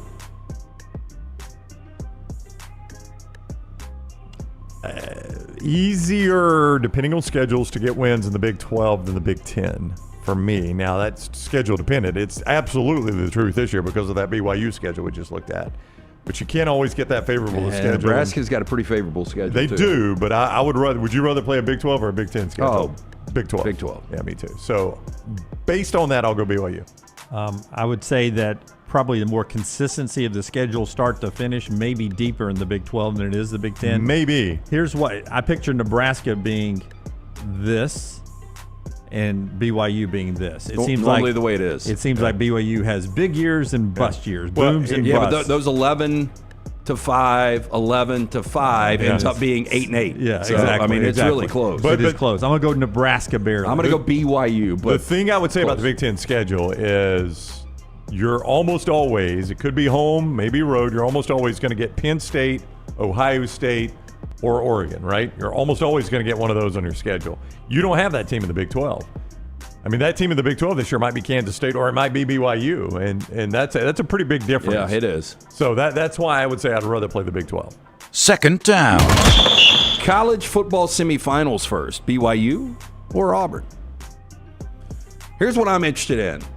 BYU spending a ton of money in basketball. How much are they going to spend in football? I don't know. I mean, they've got a ton of money. If I'm Kalani Sitake, I want to know the answer to that because you just spent $5 million on a basketball player.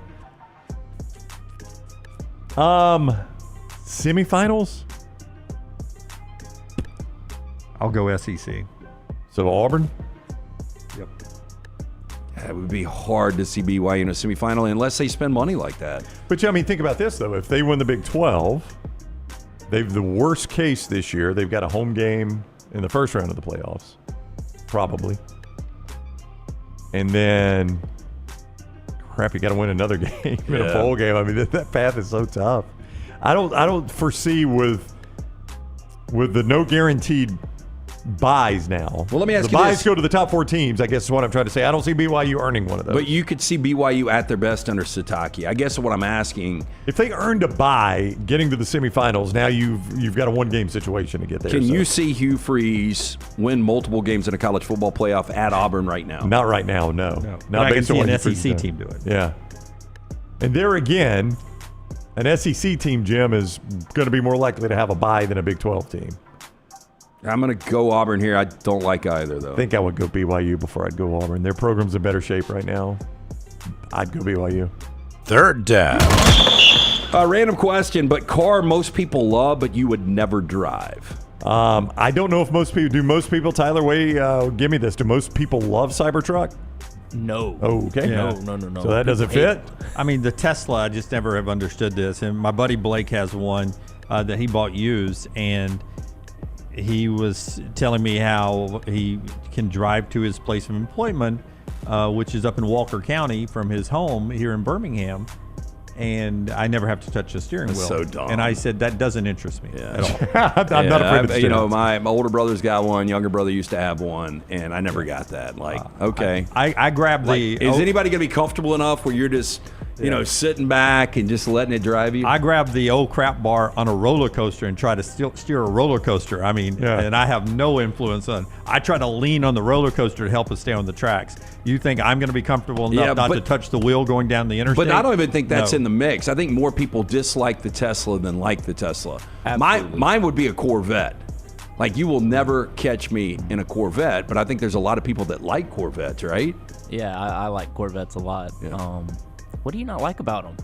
The new ones are like a spaceship. Yeah, that, like, I don't know. A regular middle class guy can work his way up to affording. I liked it better when it was a Stingray. I liked it. Back in the Stingray. 70s. Yeah, I like that. It's just a little too much right now. Did you like them when they were T-tops, the old T-top Corvette? Well, I'll tell you right now, Maggie. I never understood the T-top concept. A friend of ours says occasionally loans Maggie her Mercedes. We're sort of one car short now. Mercedes convertible, little 2-seater.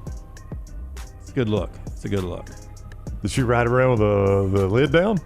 You do? No, I don't. I get a beverage, and I got a new summer beverage, by the way, I'll tell you. Okay. Break. But I got a beverage. I'll get a beverage in a lawn chair, the kind with the cloth. It's pull out and set and get my beverage and just have her take the top down and drive around late afternoons in the neighborhood just so I can watch her drive by, flirt with her when she drives by. I'm kidding. I don't do that. Sure. She looks good. Fourth down. Frances McDormand, 68 years old today. If I asked you your favorite movie that Frances McDormand, I will throw some out. Raising Arizona, Mississippi Burning, Fargo. I was going to say Fargo. I didn't like Fargo. Almost Famous. Billboards. 3 billboards outside of Ebbing, Missouri. 3 billboards or Mississippi Burning for me. What was she in Almost Famous? She was the mom. Oh, she was the mom. Over the top. Yeah. She was good in that role, though, Don't do drugs. I think it was Tyler. Did you say you've not seen Mississippi Burning? I have not. Oh, that's a really good movie. Really, you need to see it. You like Gene Hackman? I remember we talked about it when Gene Hackman died. Oh yeah, I haven't seen like many Gene Hackman movies. Oh man, Mississippi Burning's one of his best. I know you didn't like the accent, but she had the Midwest Minnesota accent down pat. Drove me crazy. That's why I couldn't watch Fargo. Boy, I don't like Fargo either. Yeah, I'm not a fan. I I don't like Fargo. Coen brothers to begin with. Same here. So that was a start for me. And then the accent, I was like, well, that's 2 strikes. I am not going to stick around and see if they get a 3rd strike. For 20 years, it would have been Almost Famous. I think I'm going to go 3 billboards. That is 3 billboards. Such a good movie. So the humor is so dark. But Sam Rockwell, so to me, is the Oh. best in that movie. But she might be second best. But are you talking about the role? No, I'm just talking about Her the role? movie. I'm just talking about the movie. Yeah, if I went, the movie's Almost Famous for me, but her role, I'm going to go Fargo. Yeah, her role would be Fargo. Although 3 billboards, she was fantastic. She was. Sam Rockwell steals the show. I love his character in that movie. What does he say when the new chief walks in? And the chief says, you got an update on the McPherson file? He goes, you got an update on the mind your own blanket business file? Such a good line. First time he walks in the First time the office. chief walks So in. good. If you haven't seen that movie, run watch it. If you've got a diminished sense of humor. And that is 4 downs today. Let's get to the viewing menu. Some things to watch. Michelson Laser Vision brings you Tyler's viewing menu today. 205-969-8100. That is the number you need to call. As for Amy Toe, the next round sent you. She's going to hook you up with a hassle-free consultation. You have zero to find out if LASIK is right for you. Dr. Mark Michelson, Dr. Jen Michelson, best in the business. Make the phone call that I made over 20 years ago, 205-969-8100 or michelsonlaservision.com. All right, we got a new mystery screening tonight at AMC at 7 p.m. You got a PG-13 movie that is 2 hours, 14 minutes long, and I have it on good authority that tonight's mystery screening is Jurassic World Rebirth, the newest entry in the franchise that Brown has never glimpsed at. I saw Tyler in the parking lot this morning. I said, "Did you have a good weekend?" He goes, "Yeah." I said, "What movie did you see?" He said, "Well, I rewatched Jurassic Park because tonight the mystery thing is going to be Jurassic World." And I love how Tyler figures out what the mystery is. He doesn't go get surprised. He does his research to figure out what he's going to watch. I I don't want to accidentally get stuck in Bride Hard with Rebel Wilson. I haven't seen all the Jurassic Parks, the majority of them. The first one was great. I didn't like the other ones, though. That's the only one I've seen is the Lost first one. World, there's a bit of a drop-off, and then Jurassic Park 3 is trash, and then I haven't seen the Jurassic World series with Chris Pratt. I saw the first one with Pratt, but that was the only one. I haven't seen the last couple. But I am going to see this one. Yeah, this one is supposed to be like 5 years after whatever the last Jurassic World was, and then also a reboot for the franchise. So you should be able to go in only knowing like the original movie and be good. So Scarlett Johansson, Mahershala Ali's in it. Who else? Is Chris Pratt in this one? I don't think Chris Pratt is. Those are the two big names I knew that were in it. Let me double check. We got Jonathan Bailey, Luna Blaze, Ed Skrein, Rupert Friend, and then some other people I don't know. Okay. When you write Ed Skrein into a script, is that called a screenplay? That's good.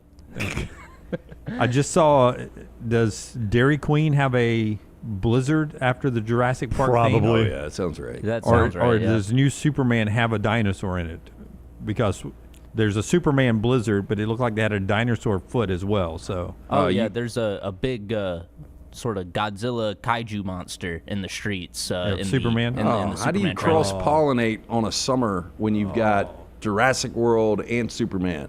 Keep your dinosaurs away from that, right? That's right. That's too much. That's right. That is too much. We don't need all that. Yeah. No, I'm looking forward to Superman and how they introduce those elements. So I went to see 28 Years Later on Friday night. Yeah, what'd you think? We had a little date night. Well, we got there 15 minutes before, and it was sold out. Oh, you didn't pre-buy? No, I do the old school. Yeah, Like, that's where we messed up there. Apparently so. You don't get to pick your seats that way either. Which I think's still dumb, too, picking the seats. I like that. First come, first serve. We'll talk about, in the tender moment of the day, the new amphitheater that opened here in Birmingham. Forrester will give us a first experience of that.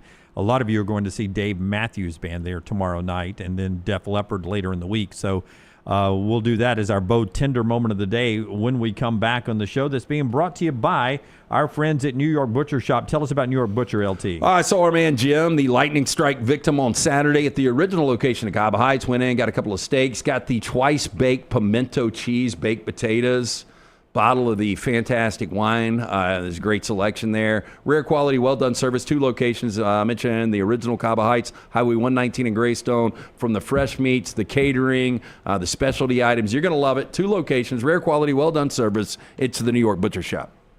Follow Scott Forrester on Twitter at Scott Forrester TV.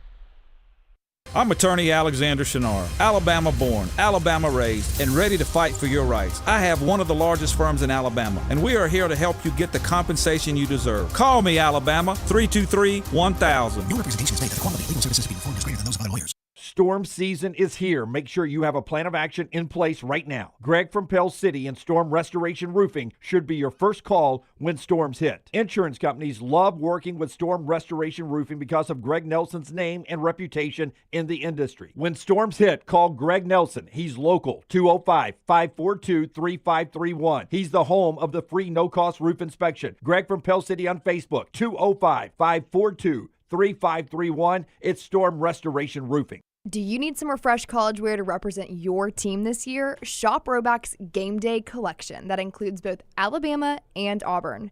From quarter zips to hoodies, Roback has it all. Get 20% off on us using code TNR20 at roback.com. All right, Auburn fans, I want you to become a member of thebarnauburn.com and join in on the fun. Whether it's recruiting discussions, off-season chatter, or the latest Auburn athletics news, we've got it all.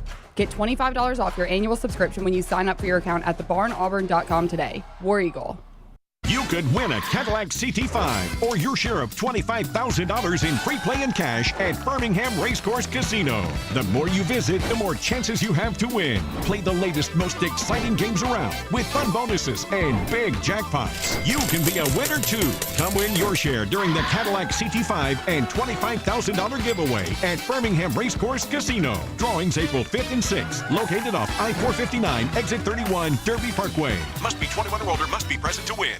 Hey friends, if you're looking to expand your business and inform the Next Round audience about your exciting brand, contact us at sales@nextroundlive.com to be part of the team and advertise your product to hundreds of thousands of potential consumers on our ever-expanding platform. Let the Next Round help take your business to the next level. Get more information by emailing us at sales@nextroundlive.com, and one of our team members will work with you to build a plan to take your business to the next level with the Next Round. Stop by the New York Butcher Shop and pick up the finest in certified Angus prime beef steaks and burgers, premium pork chops, ribs, and all-natural chicken cut to order just for you.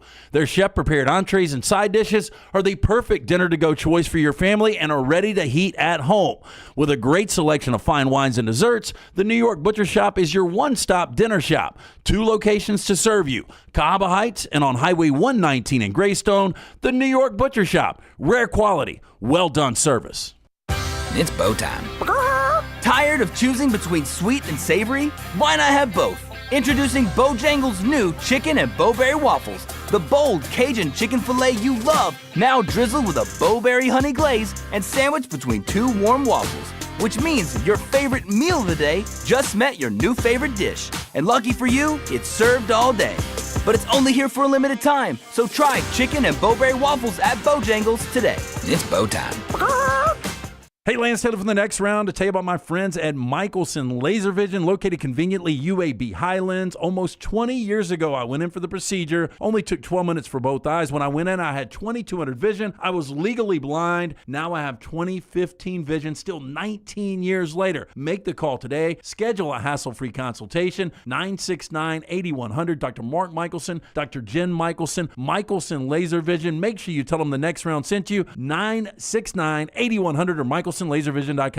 I'm attorney Alexander Shunnarah, Alabama born, Alabama raised, and ready to fight for your rights. I have one of the largest firms in Alabama, and we are here to help you get the compensation you deserve. Call me, Alabama, 323-1000. Your representation is made that the quality of legal services being performed is greater than those of other lawyers.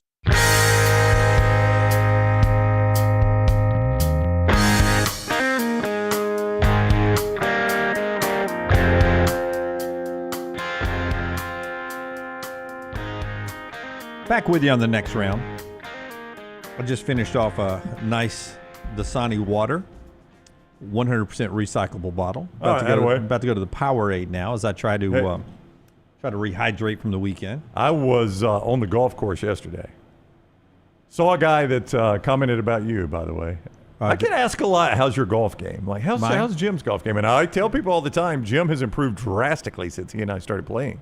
My handicap is 15.1. It was a 9.8 when I started bragging on you before Nick Saban's last year at Alabama, because he was on the show. We were at the Floribama in August, and I joked at the end of the interview, Coach, when are we going to play golf? I finally got my handicap down to single digits. You're going to have to give me strokes then. I don't know why I'm talking like Bear Bryant. I ain't never been nobody went on the golf course. And then by the Texas game, and that's when he said I had a mental issue, that I worried about my score too much. That's right. He did call you out on that. And since then, it's been going nothing but up. So my golf game is, I'm hitting it further, hitting greater shots, but I'm not anywhere as consistent as I used to be. I'm basically BYU football. Yeah, Nick Saban called you out. So what I was going to say is, after I was finished, it was so muggy Saturday and Sunday that I got 2 of these. And I drank one before I had paid for either one of them. I'd already killed one and then followed it with another one. That's 40 ounces right there. And it actually, I could tell a difference. Like, you get that back in you. Staying hydrated, getting the electrolytes just right. I killed one before I paid for either one of them. The show being brought to you today by our friends at Urology Centers of Alabama, UCA. The opportunity there for you to stay on top of your health with 16 great locations. I mean, how about a company that gives you that many options of great locations near you? Same quality at all of them. 35 great urologists that will help you stay on top of all your urological needs. 205-930-0920. 930-0920, urologycentersalabama.com. Prostate health to kidney stones, vasectomies, early detection when it comes to your prostate health, and so many things. So important, guys. That's what UCA can do for you. Urology Centers of Alabama, 205-930-0920, urologycentersalabama.com. Our tender moment in just a second. But another recruiting news, we talked a little Auburn, Alabama recruiting a little bit earlier, but now we've got what is the first of what is expected to be a pretty good week for Alabama football happening. On3 Sports reporting that 4-star running back Javari Barnett has flipped his commitment from Illinois to Alabama. 4-star running back, 6', 215 guy from Tampa, Florida, have been committed to the Illini since April. Not just doing it, but I'm doing it big. He is his quote there to Hayes Fawcett and the fine folks there at On3 Sports. So a flip there for a future running back for Alabama. I'm looking to see if this is included, and it's taking a second to update here, but Alabama on 3 currently has 5th. This is a 4-star running back. When you say they are supposedly going to have a good week, a lot of the projections are 5 stars, not 4 stars, right? A couple of 5-star guys in the mix to make commitments this week. And Alabama appears to be the lead on those. Those. Yeah. Those. Yeah. Okay. Well, I mean, we'll see. But right now, and again, I can't see if On 3 has added this kid to their projections. Right now, they got Alabama 5th, and I guess if you've got a couple of 5 stars in the pipeline, you'd take 5th right now, wouldn't you? Yeah. Clint Lamb and the guys over at covercrimson.com. More on that coming up right after our show today. You can go check that out anytime. covercrimson.com. Let's get to our Bojangles tender moment of the day, and then we'll get back into what's happening in the NFL, in Major League Baseball, and in college football. But first, our Bojangles tender moment of the day, Brownie. From sweet to heat, Bojangles has 7 sauces that will definitely add a little extra flavor to every bite. Nothing pairs better with the sauces than the hand-breaded tenders they also have. If you are looking for sweet, try honey mustard. If you want to add some tang, try barbecue. If you want some heat, then creamy buffalo or peach honey pepper. If you're craving smooth and creamy, house-made ranch, jalapeno ranch, or classic Bo sauce, ready and waiting. So head to Bojangles, order some hand-breaded tenders with your favorite sauce today. It's Bo time. All right, our Bo tender moment of the day. Here locally in Birmingham, we opened up a new amphitheater. It had a long time been in Pelham, the Oak Mountain Amphitheater. That one is now closed and already torn down. It is now the Coca-Cola Amphitheater with our friends at Coca-Cola.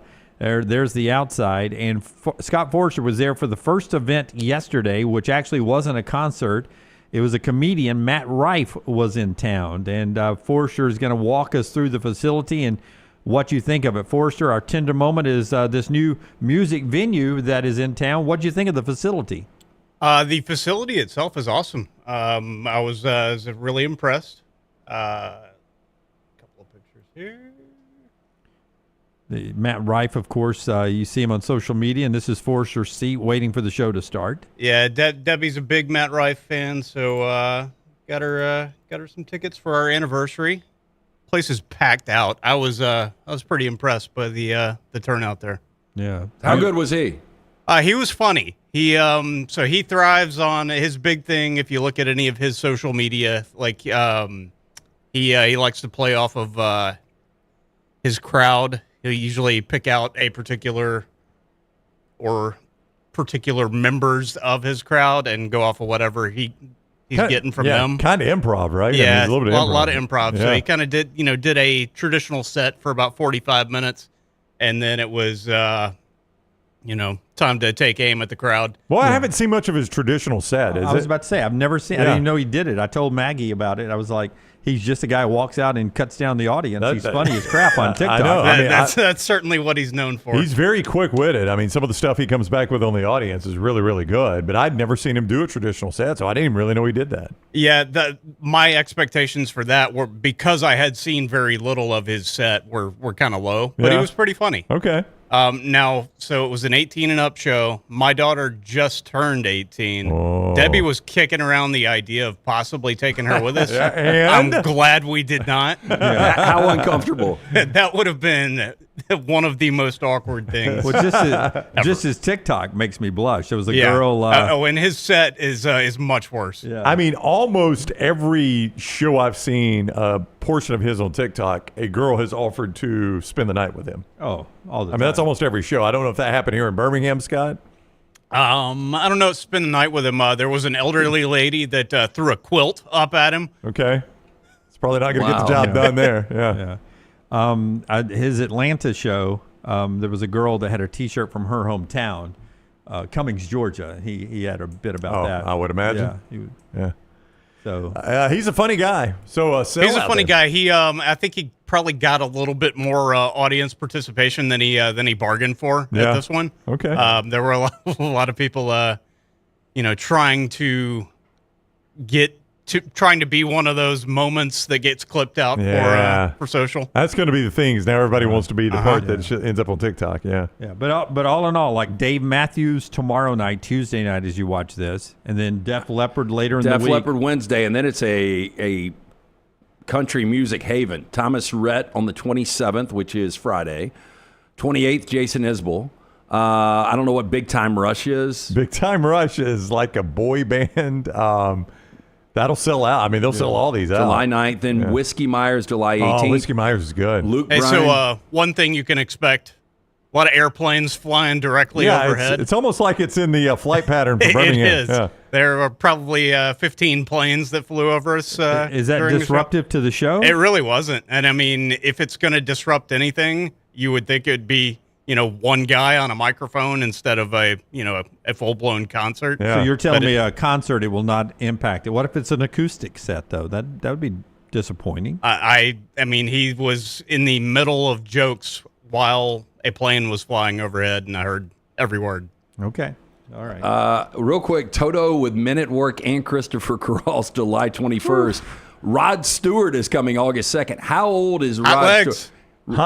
He's got to be 78. Oh, he's got to be at least 78. I was going to guess 80, flat 80. We give Lance a 3-year window. Dunaway has gotten it, but you're within your 3-year window. He has a flat 80 as of January 10th. Rod's Can you imagine 80 getting up and still putting on a concert? In August in Birmingham. Does Rod need money? That's what I always assume is Rod needs money. Forrester, it had to have been hot as hell last night. It was hot. Yeah. It was hot. So it's Felt not much better after the sun went down. not going to be any cooler August 2nd. That's our Bojangles tender moment of the day. While we're recruiting, basketball-wise, Alabama finished up their roster. They got a kid, a top 100 guy for next year's recruiting class to recommit. Collins Onyenka picks Alabama, 4-star center, 6'10", 270 pounds LT. And he reclassifies, so he'll be part of this team coming up. So Alabama's got a lot of size inside, and not size like they've had in the past for Nate Oates. They've got guys that are basically going to be perimeter guys. Watch this guy's game here on this tape here. Basically, he's going to be a rebounder, put-back, block shot guy. And he plays not outside in. He plays inside. And a traditional center for Nate Oates' group. That was Clifford Amore, right? It was more defense, but we saw some moments where he, would get alive around the rim. He was a great rim protector, and I would assume this kid's more in that mold. Yeah, so a big pickup from Boston coming to Alabama to wrap up that roster, and that gives them a full roster, so we expect, as they move forward. Todd Golden said something interesting over the weekend, talking recruiting. He says with a new rev share now, he says his guys, the future recruiting, that all the big recruits will get 10 to 20% of what they've got in the last 2 years. So the big recruits. Not 10 or 20% less, 10 to 20% of what they were getting. So in other words, the kid that got $5 million from BYU might be lucky to get $1 million now. Yeah, is essentially what Todd basically getting $1 million. Golden is saying. Yeah. I don't think he says it's going to be hard to sell it to the recruits, but that's the world we're moving into. Can you believe that? I mean, I guess. I mean, pretty much everything's believable right now. I just don't understand it. How can this guy get $5 million and now I'm the same talent level and you're going to tell me I'm getting $1 million? There's got to be ways to bury this other money, right? But where does it come from? I don't know. I'm sure he's talking about just the rev share part of it, you got to add the NIL on that. But now we're to an interesting court case, and I know it happened right after you guys ended the show on Friday. But Wisconsin sued Miami in a court of law for tampering for Xavier Lucas, who left Wisconsin to go to Miami. This isn't them suing Xavier Lucas to get money back from his NIL deal. This is Wisconsin suing Miami for tampering, unspecified damages, plus they need Miami to admit they tampered as part of what they want in this lawsuit. Where are we going with this? And it's school on school here, which is what's interesting. I do think it will be a short-term landmark case if it ever even gets to that point, but I do think it'd be a landmark case for a short term because this might make schools think twice about tampering if they're going to end up at a court of law. Again, a lot of things would be fixed, this is included in that, by players being under contract. Because in this scenario, if I go from Wisconsin to Miami, Wisconsin has it in a contract, what I get in return from Miami. And it may be cash, that's all I can think it would be, or maybe you get 2 home games and, Miami's got to come to Madison twice and I get the ticket sales from that. I'm sure there can be creative ways of doing that. But this fixes all of this, Lance. If there's a buyout in my contract, that's what Miami has to pay for me to play football there.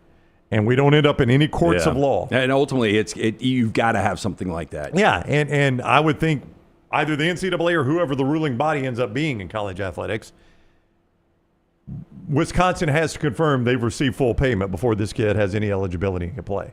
And once Wisconsin says we've gotten our $3 million or whatever it is, then he's eligible to play. That fixes all of this. But absent of that, this seems like a pretty big landmark case. And you may say, well, they've got all the money in the world. What's a financial penalty going to be? They don't have all the money in the world anymore. Kentucky in the SEC.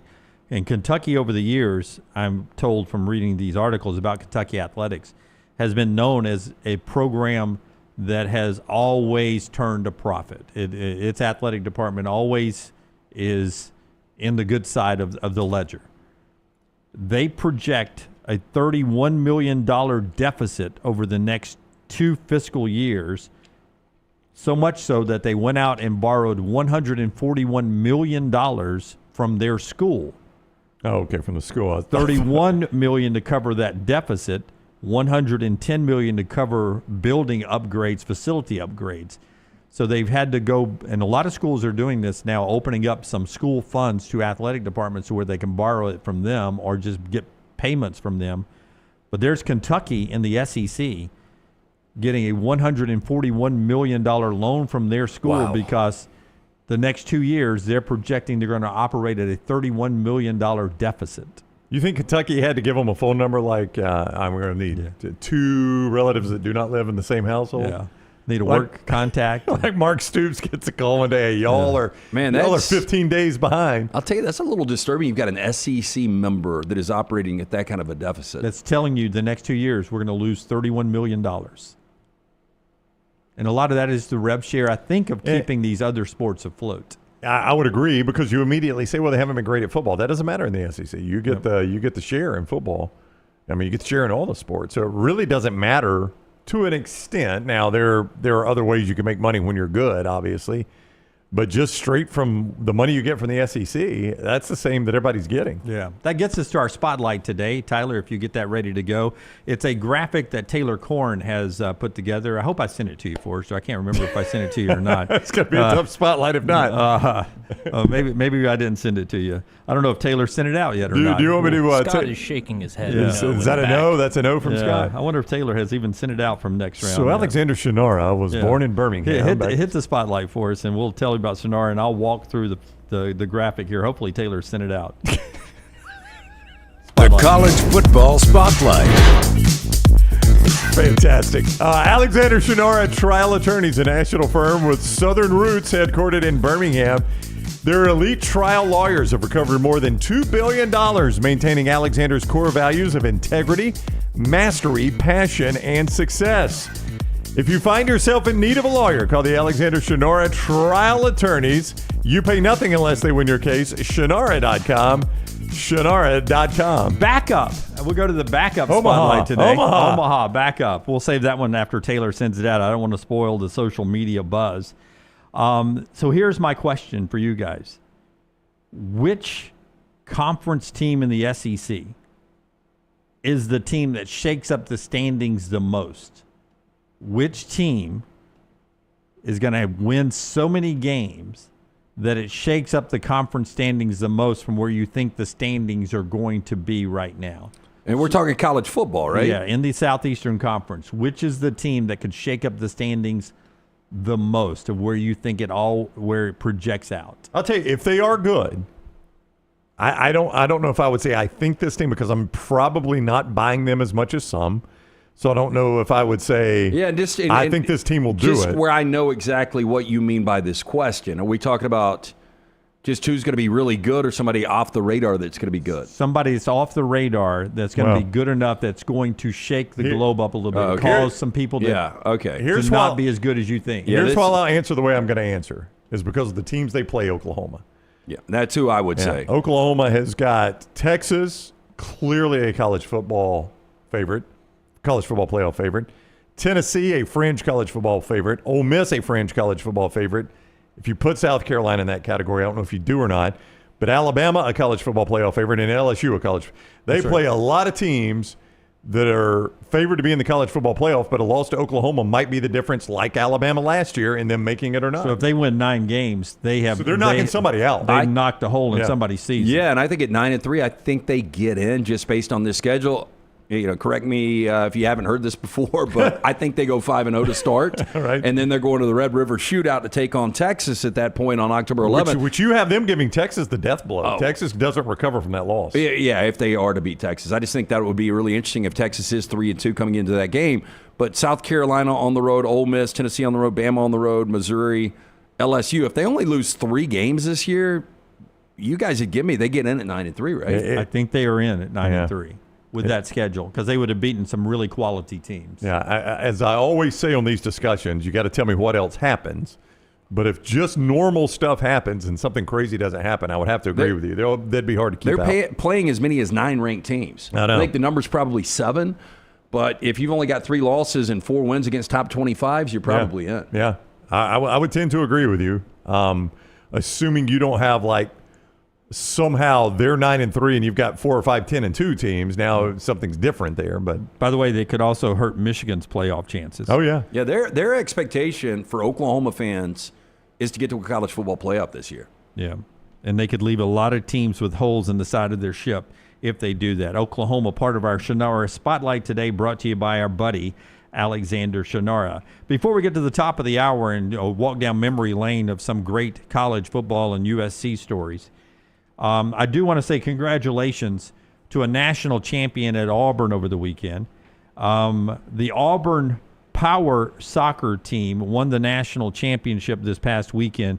Powered Wheelchairs, soccer champions from Auburn University. A great story down there. They went up to the national tournament in Fort Wayne, Indiana, and came back with the gold medal. So congratulations to that group of athletes down at Auburn, the Auburn Power Soccer team, winning the national championship. Congratulations to that group there. When we come back, we continue the college football conversation on the other side and wake up some echoes from the LA Coliseum, some USC Trojan stories. That and much more on the other side. This is The Next Round, presented by our friends at Bud Light. Easy to drink, easy to enjoy. Everything Next Round is on demand now in the podcast section at nextroundlive.com.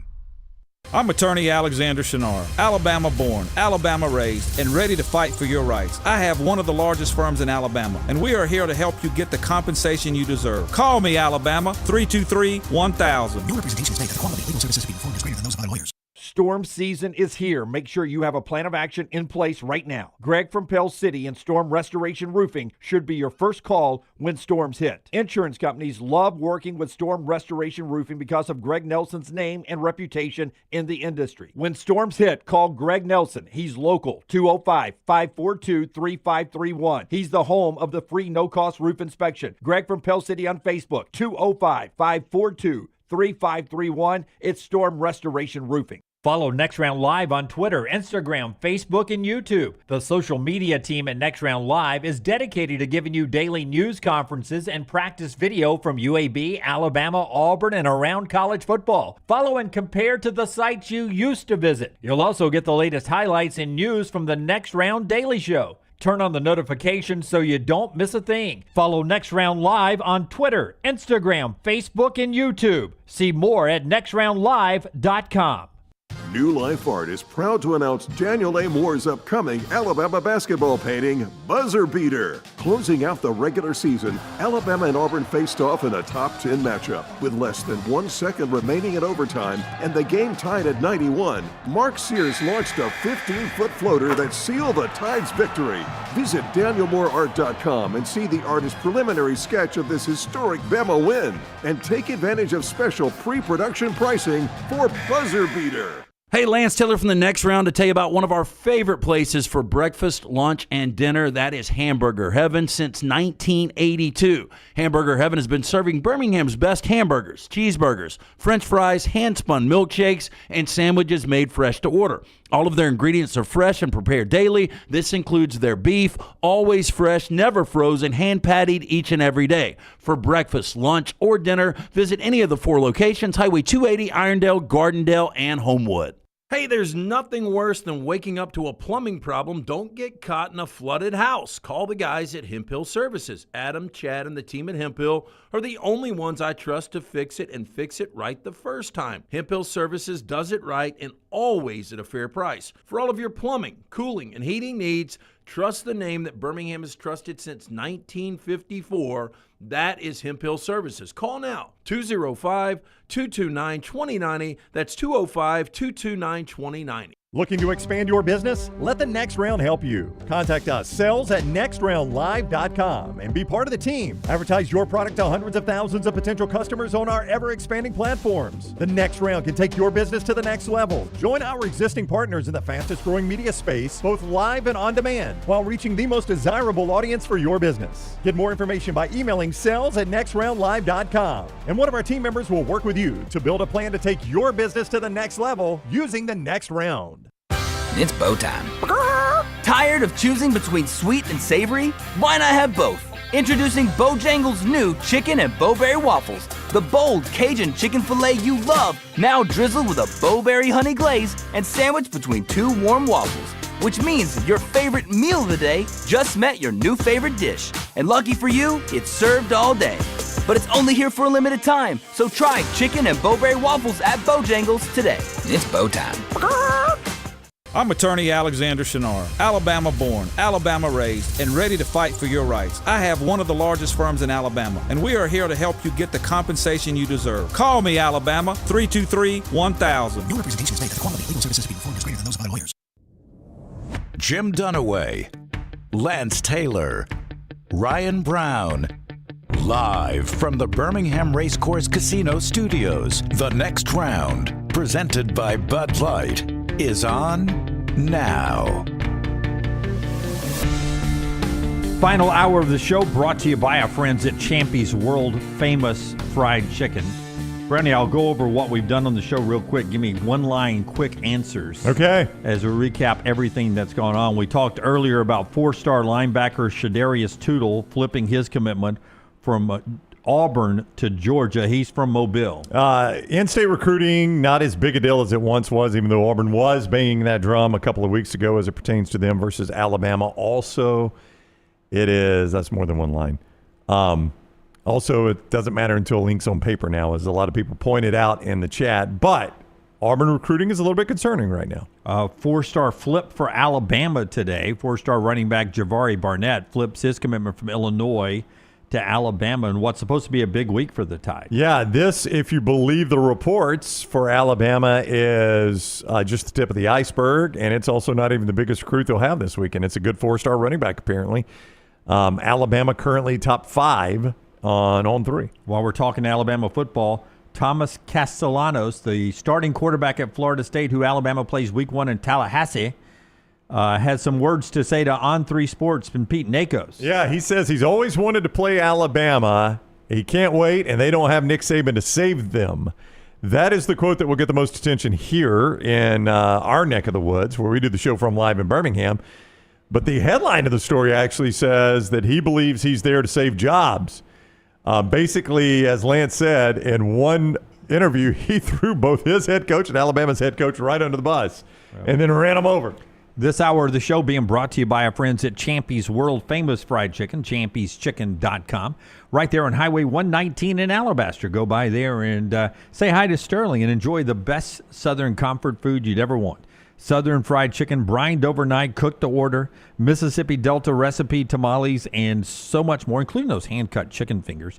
Perfect for tailgating or watching the big game 61 days away from now.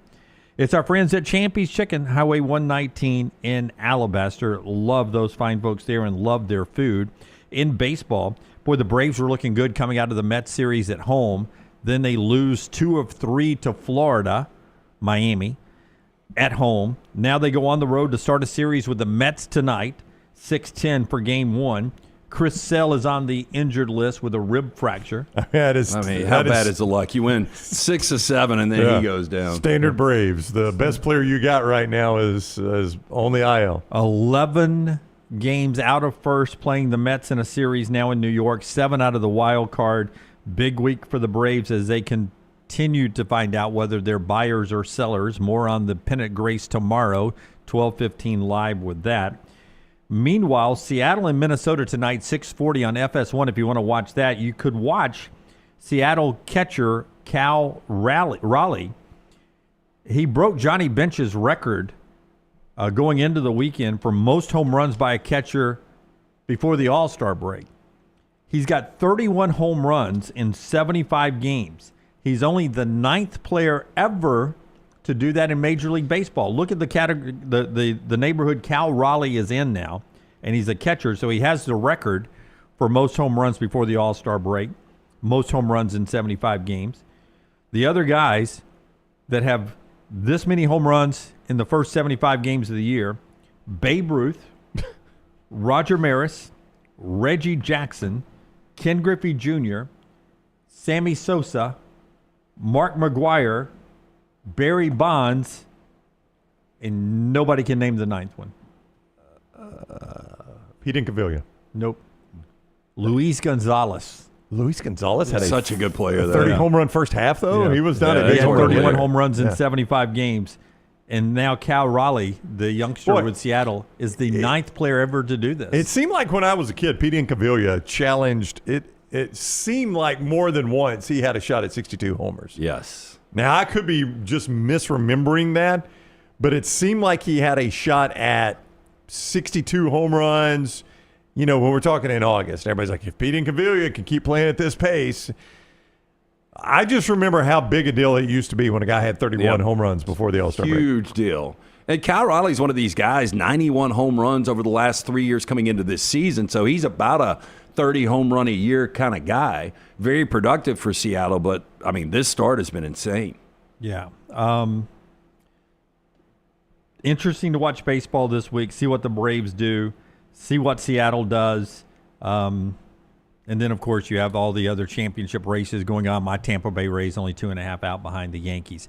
Quick update, if you will. Brownie on our guest when we're going to get to him. So Pete on the West Coast, we had he crossed some wires here, but he'll be with us. On me. Okay, all right. Yeah. I wasn't going to roll Lance under the bus. That's okay. Yeah. I was supposed to remind him last night. It is one of the hardest things to remember. I'm supposed to do it a lot, and I fail to do it. Pete's going to be with us. We'll do it coming out of the next break, leading into trash. Yeah, Pete is one of the most famous Southern Cal broadcasters, and I'm not talking about Southern Cal, the school, although he is the voice of USC. This guy's got a million different just crazy stories, knows the whole L.A. sports scene for the last 3-4 decades.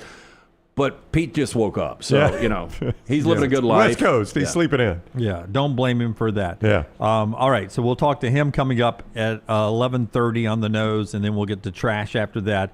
All that still to come on the show here. We continue the conversation, though, about football to the NFL now.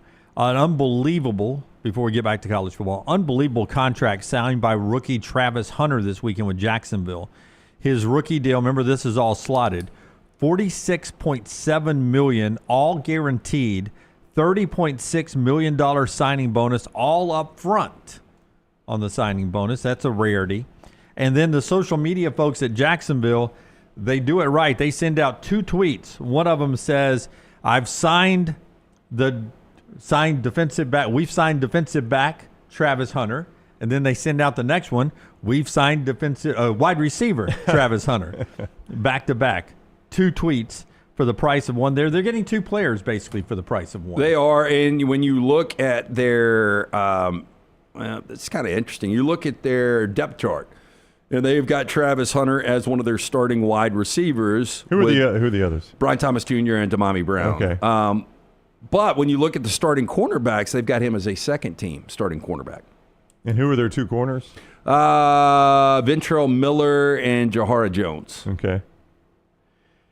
Give me that money there again, Jim. $46.7 million fully guaranteed and $30.6 million signing bonus all up front. Yeah, all up front. Correct that. Tyson Campbell was the other, along with Jerry and Joe. So in theory, the minute he signed that paper, almost like buying a car, they're like, okay, give us 1 second, and we'll try. Now, which bank is that? That's First National Bank of Jacksonville you want that to go to? Could you imagine, like, signing your name, and then they just transmit $30 million? I assume that's the way that works, right? I mean, your bank probably puts a 10-day hold on $30 million. We're going to make sure that check clears. But, I mean, can you imagine I sign my name, and shortly thereafter they just transmit $30 million to my bank account? That'd be a nice, that's way wild. to live. Yeah, so quick math, what is that? $900,000 you could make in interest just on a 3%. If you're smart. I'm doing that right? Yeah. Like if he just get more aggressive, you do left more. it in there and never did anything with it, you're making basically $1 million a year in interest. In interest, but if you really want to get aggressive, you probably get it up $2-3 million a year just on playing the stock market. Why get aggressive? How good do you guys think he will be? I don't know. We did the video months ago. It was in the rookie mini camp. That's how long ago it was, of him running routes, and people were roasting his route running when he was working out with the wide receivers. I don't know how much stock that was from NFL.com, right? That was Jacksonville's official website, and they've got him as the number 3 wide receiver. They generally don't just do that for publicity's sake. I mean, that's generally where the coach has him running, I would think. I mean, when I look at like Dolphins depth charts, it's accurate. I mean, yeah, if Travis Hunter was your second or third option with a really good quarterback, I'm just still. I don't know if they got a really good quarterback. Yeah, I think we've got an incomplete still with Trevor Lawrence. Yeah, I think they've got a quarterback they pay like he's a really good quarterback. I just don't know if he really is a really good quarterback. Also in the NFL, I want you to watch this video. Let me do a backdrop first. The Washington Commanders' new owner, Josh Harris, is spending money. That franchise looks it's on the come up. They look totally different. Now, right now, they're having a contract dispute with Terry McLaurin. How do you say his last name? Yeah. McLaurin. Who had a breakout Wide season. Receiver, I mean, he's their best receiver. Out of Ohio State. Best receiver. They need to re-sign him, but right now they're not close to getting a new contract for him. So how would you feel if you're Terry?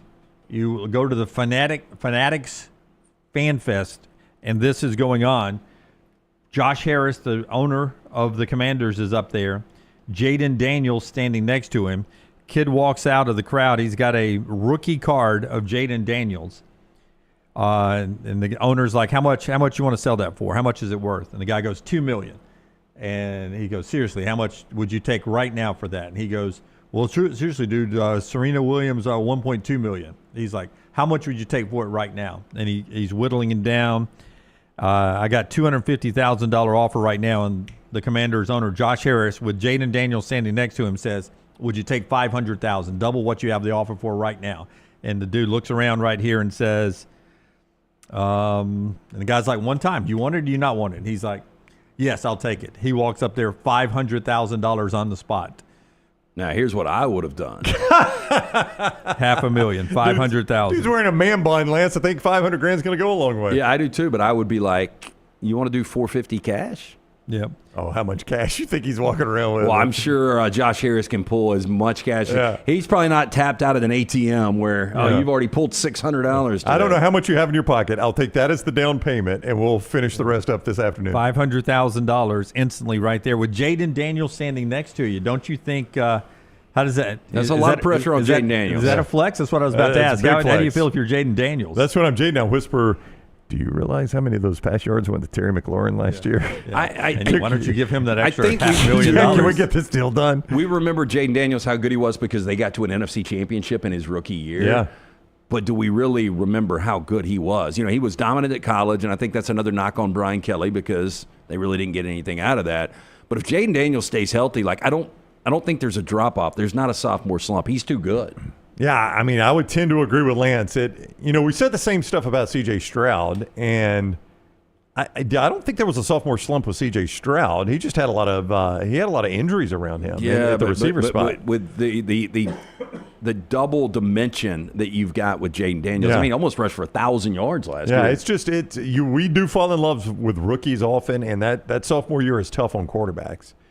I'm with Lance. I don't know that I expect to be that tough on Jaden Daniels. I think this kid's here to stay in the NFL.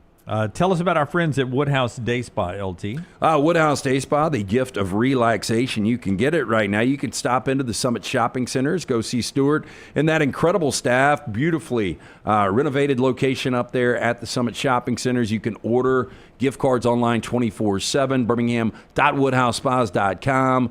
Get the gift of luxury from Birmingham's best day spa, the Woodhouse Day Spa, located right there at the Summit Shopping Centers, right off of Highway 280. Choose from a menu of over 70 options, including the nail services, the waxing, skincare, body treatments, massages. Woodhouse Day Spa, voted America's best day spa since 2009. Again, order that special person gift online 24/7, birmingham.woodhousespas.com. Some college basketball before we get back to football. Arkansas and Texas Tech sign on to play in Dallas on December 13th. Calipari has a home-and-home with Michigan State that starts this year at East Lansing. But December 6th is turning out to be a really big basketball day. I think that's also that's championship football Saturday, Normally right? the same weekend, yeah. I'd be surprised. It is. Yeah. On that day, Michigan State and Duke play each other on December 6th. Arizona and Auburn play each other that day, December 6th. Is that Neville Arena, too? Is that a Neville game? It just gets so buried to me that early on. Also that day, Louisville and Indiana. Also that day, Illinois and Tennessee in basketball. Also that day, Iowa State and Purdue. Also that day, St. John's and Ole Miss. Yeah, the Auburn game is in Tucson. Okay. St. John's Ole Miss that day, huh? St. John's Ole Miss, Louisville, Indiana, Illinois, Tennessee. All these are top 25 matchups likely. Yeah. Iowa State, Purdue, Michigan State, Duke, all on December 6th. That's crazy because 11 o'clock you got the Big 12 championship on ABC. 3 o'clock you've got the SEC championship on ABC. 7 o'clock ACC championship ABC. And 7 o'clock on Fox you've got the Big 10 championship. We're still football mode then. Don't waste. Make that a midweek. They need to. I hate it when they do that. For years, Louisville, Kentucky would play on SEC Championship Saturday. But I think one year maybe Kentucky, North Carolina all the time. I was going to say maybe it was North Carolina, Kentucky. It wasn't Louisville, Kentucky. It was North Carolina. There Kentucky. is a big lead-in game usually to when that game was on CBS. Right.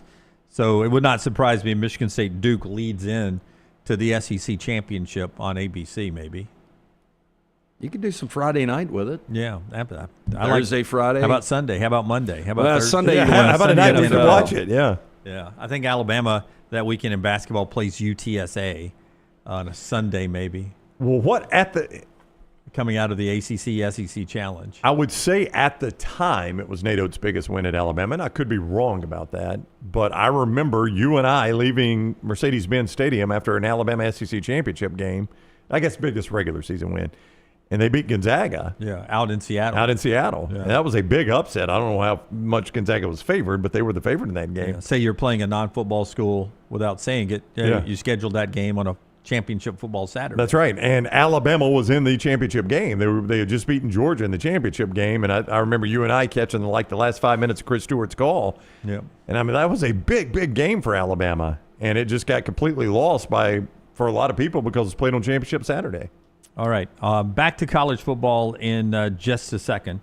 Our friends at Hemp Hill bringing you part of the show today. Heating or cooling or plumbing, our friends at Hemp Hill can hook you up. Yeah, just last week I had to have the guys come out for a little plumbing issue. But if you experience any of those issues, from the plumbing, the heating, the cooling, trust the name Birmingham's trust since 1954 for all of these issues, home or business, 205-229-2090. Adam, Chad, Andrew, the guys there. Tell them the next round sent you. For more information, HempHillServices.com. Forster, I think you have a picture of LSU moms. Oh, wow. What? Check this out. This is unique, and people that cover recruiting don't remember ever seeing this before.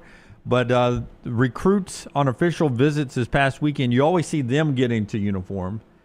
But LSU's moms, these recruits' moms that were on the visits, put on the gear that their sons usually would wear, and it was pretty cool.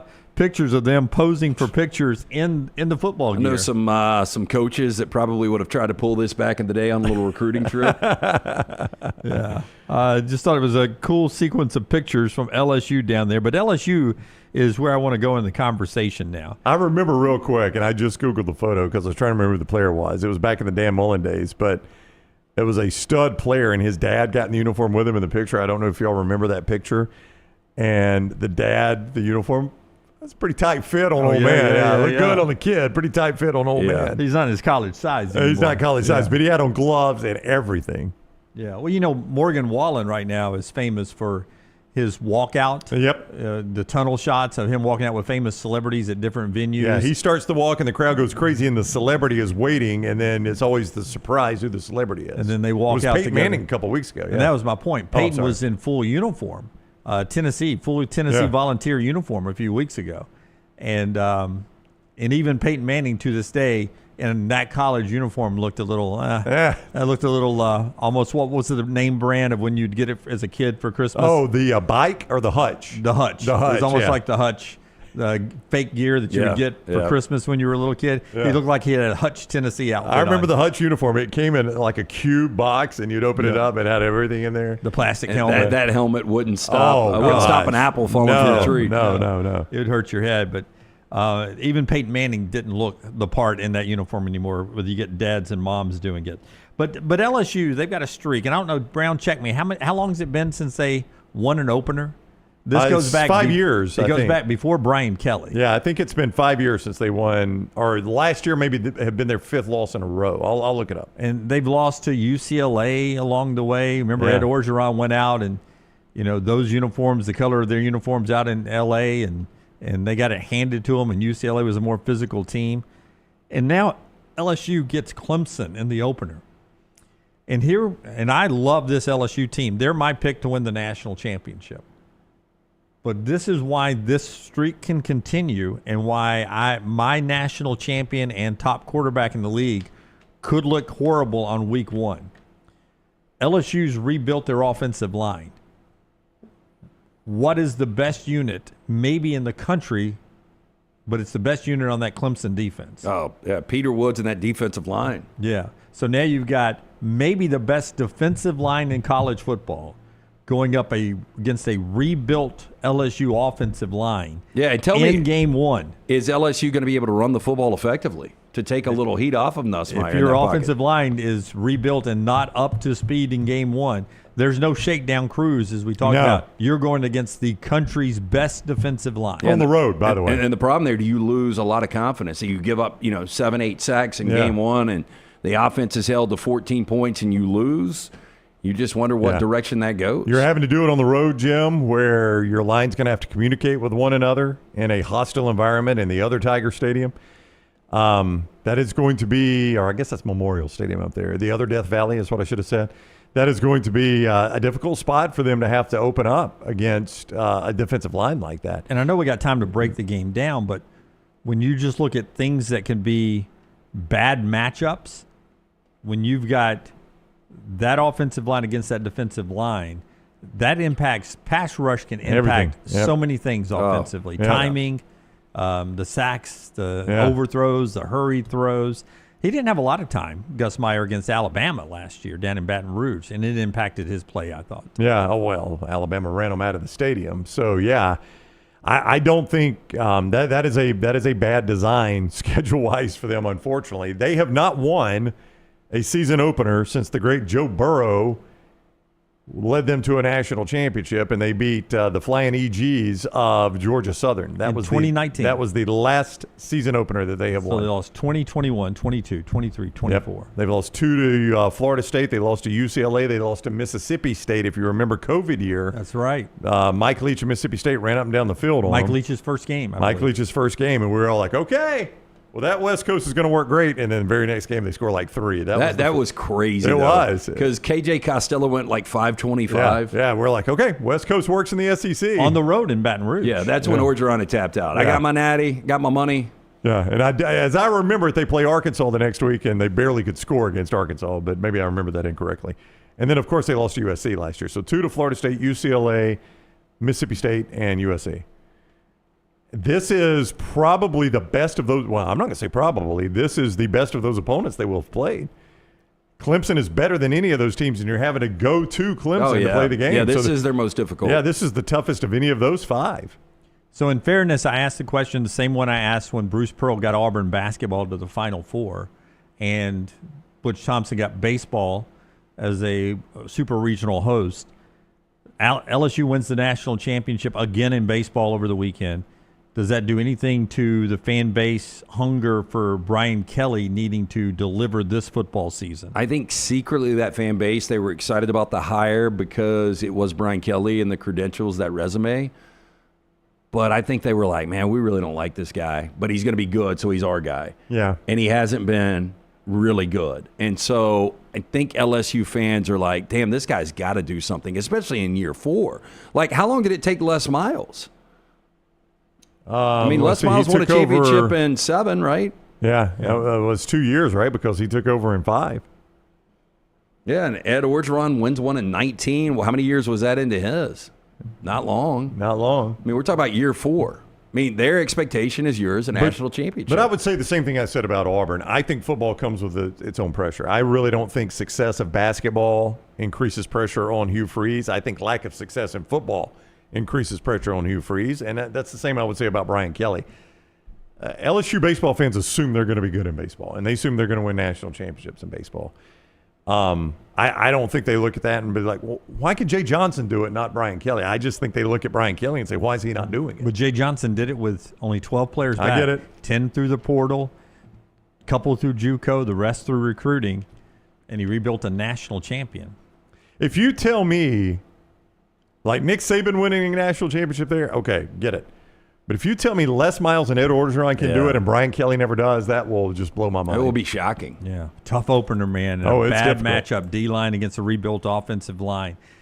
And they've got the landmine on their back as my pick to win the national championship. Yeah, I'm starting Even to worse. gravitate, not just because of that, but I am starting to gravitate to another SEC team. I think the SEC is going to be wide open, though. Yeah, like the Big 12, just with better teams. Yeah. We'll talk some great memories of USC football and Southern California sports coming up on the other side, and trash as well in our final segment. Show today, as we head to break here, being brought to you by our friends at Champy's World Famous Fried Chicken on Highway 119 in Alabaster. Get by there and see Sterling. What have I not told you about on this Monday already in my couple of mentions? How about the wonderful sides that go with that brined overnight, cooked to order Southern fried chicken? Also, the Mississippi Delta recipe tamales and hand-cut chicken fingers and a lot more. Go by Highway 119 in Alabaster. It is Champy's Chicken, champy'schicken.com. Call the next round now at 205-734-0923. I'm attorney Alexander Shunnarah, Alabama born, Alabama raised, and ready to fight for your rights. I have one of the largest firms in Alabama, and we are here to help you get the compensation you deserve. Call me, Alabama, 323-1000. No representation is made that the quality of legal services being performed is greater than those of other lawyers. Since you listened to my last message so well and got rid of those cargo shorts and stained t-shirts, it's time to replace them with Roback. Go to roback.com and click on the Refresh collection to find all that you need for an EG-approved wardrobe. It includes pieces that will have you ready to hit the golf course after a busy day of meetings, or comfy favorites for travel and working from home. Get 20% off using code TNR20. See, I'm saving you some money. Hey, there's nothing worse than waking up to a plumbing problem. Don't get caught in a flooded house. Call the guys at Hemp Hill Services. Adam, Chad, and the team at Hemp Hill are the only ones I trust to fix it and fix it right the first time. Hemp Hill Services does it right and always at a fair price. For all of your plumbing, cooling, and heating needs, trust the name that Birmingham has trusted since 1954. That is Hemp Hill Services. Call now, 205-229-2090. That's 205-229-2090. Hey, Lance Taylor from the Next Round to tell you about one of our favorite places for breakfast, lunch, and dinner. That is Hamburger Heaven since 1982. Hamburger Heaven has been serving Birmingham's best hamburgers, cheeseburgers, French fries, hand-spun milkshakes, and sandwiches made fresh to order. All of their ingredients are fresh and prepared daily. This includes their beef, always fresh, never frozen, hand-pattied each and every day. For breakfast, lunch, or dinner, visit any of the 4 locations, Highway 280, Irondale, Gardendale, and Homewood. You could win a Cadillac CT5 or your share of $25,000 in free play and cash at Birmingham Racecourse Casino. The more you visit, the more chances you have to win. Play the latest, most exciting games around with fun bonuses and big jackpots. You can be a winner too. Come win your share during the Cadillac CT5 and $25,000 giveaway at Birmingham Racecourse Casino. Drawings April 5th and 6th. Located off I-459, exit 31, Derby Parkway. Must be 21 or older. Must be present to win. If you're looking to expand business and inform the Next Round audience about your exciting brand, contact us. Send an email to sales@nextroundlive.com to be a part of the team and advertise your product to hundreds of thousands of potential customers on our ever-expanding platform. Join our existing partners in the fastest-growing media space, both live and on demand, and reach the most desirable audience for your business. Get information and more by emailing sales@nextroundlive.com, and one of our team members will work with you to take your business to the next level with the Next Round. Hey, let me tell you about our friends at Urology Centers of Alabama. Compassionate and comprehensive urological care with 35 physicians, 17 locations across Alabama. Their patient-centered approach to all of your urological needs. Remember, they've got that new men's health center. It is beautiful, helping men with a wide range of sensitive male issues in a comfortable environment. You can always go online, visit urologycentersalabama.com, schedule an appointment with one of their many urologists today. It's bow time. Tired of choosing between sweet and savory? Why not have both?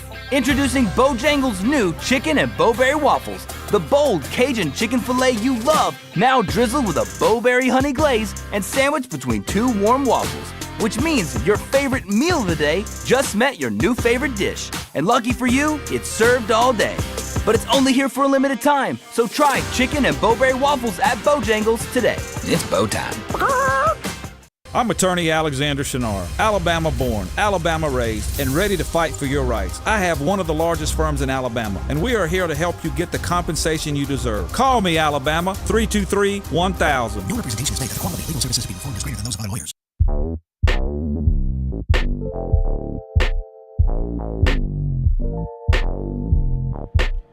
We'll head out west after LT tells us about the great folks at Michelson Laser Vision, the guy that made LT's vision Top Gun-esque back in the day. Hard to believe 22 years ago is when I got the procedure done. Dr. Mark Michelson, the first in the state of Alabama to perform the LASIK procedure back in 1995. I had the 2200 vision. I was legally blind without the aid of contacts. 2015 vision, better than 2020. 205-969-8100. Ask for Amy. She's going to hook you up with an absolutely free consultation. You have zero to lose to find out if LASIK is right for you. For more information, michelsonlaservision.com. Pete Arbogast is a guy that spent years in the media industry there in Southern California. What most people will know him for nationally is the work he does with USC Athletics. He's been the voice of USC Football for quite a while now, and he joins us on the Alexander Shunnarah Trial Attorneys Hotline. First of all, welcome in, Pete. I hope you are doing well today. I'm fine. I can't find my earbuds, so you're going to have to listen to me over the computer, for crying out loud. Yeah, you sound great. It's perfect. I wish I sounded that bad. Yes, those Those dulcet tones sound great anywhere. And forgive me for having to ask this. How many years behind the mic for USC football for you now? I think I'm going into 36 this Wow. year. Yeah. Wow. Can I just say this, and not because you're on, but this is a true story. I almost tried to find out who you were and send you an email because I listen a lot coming back from games here on the SEC on Sirius XM.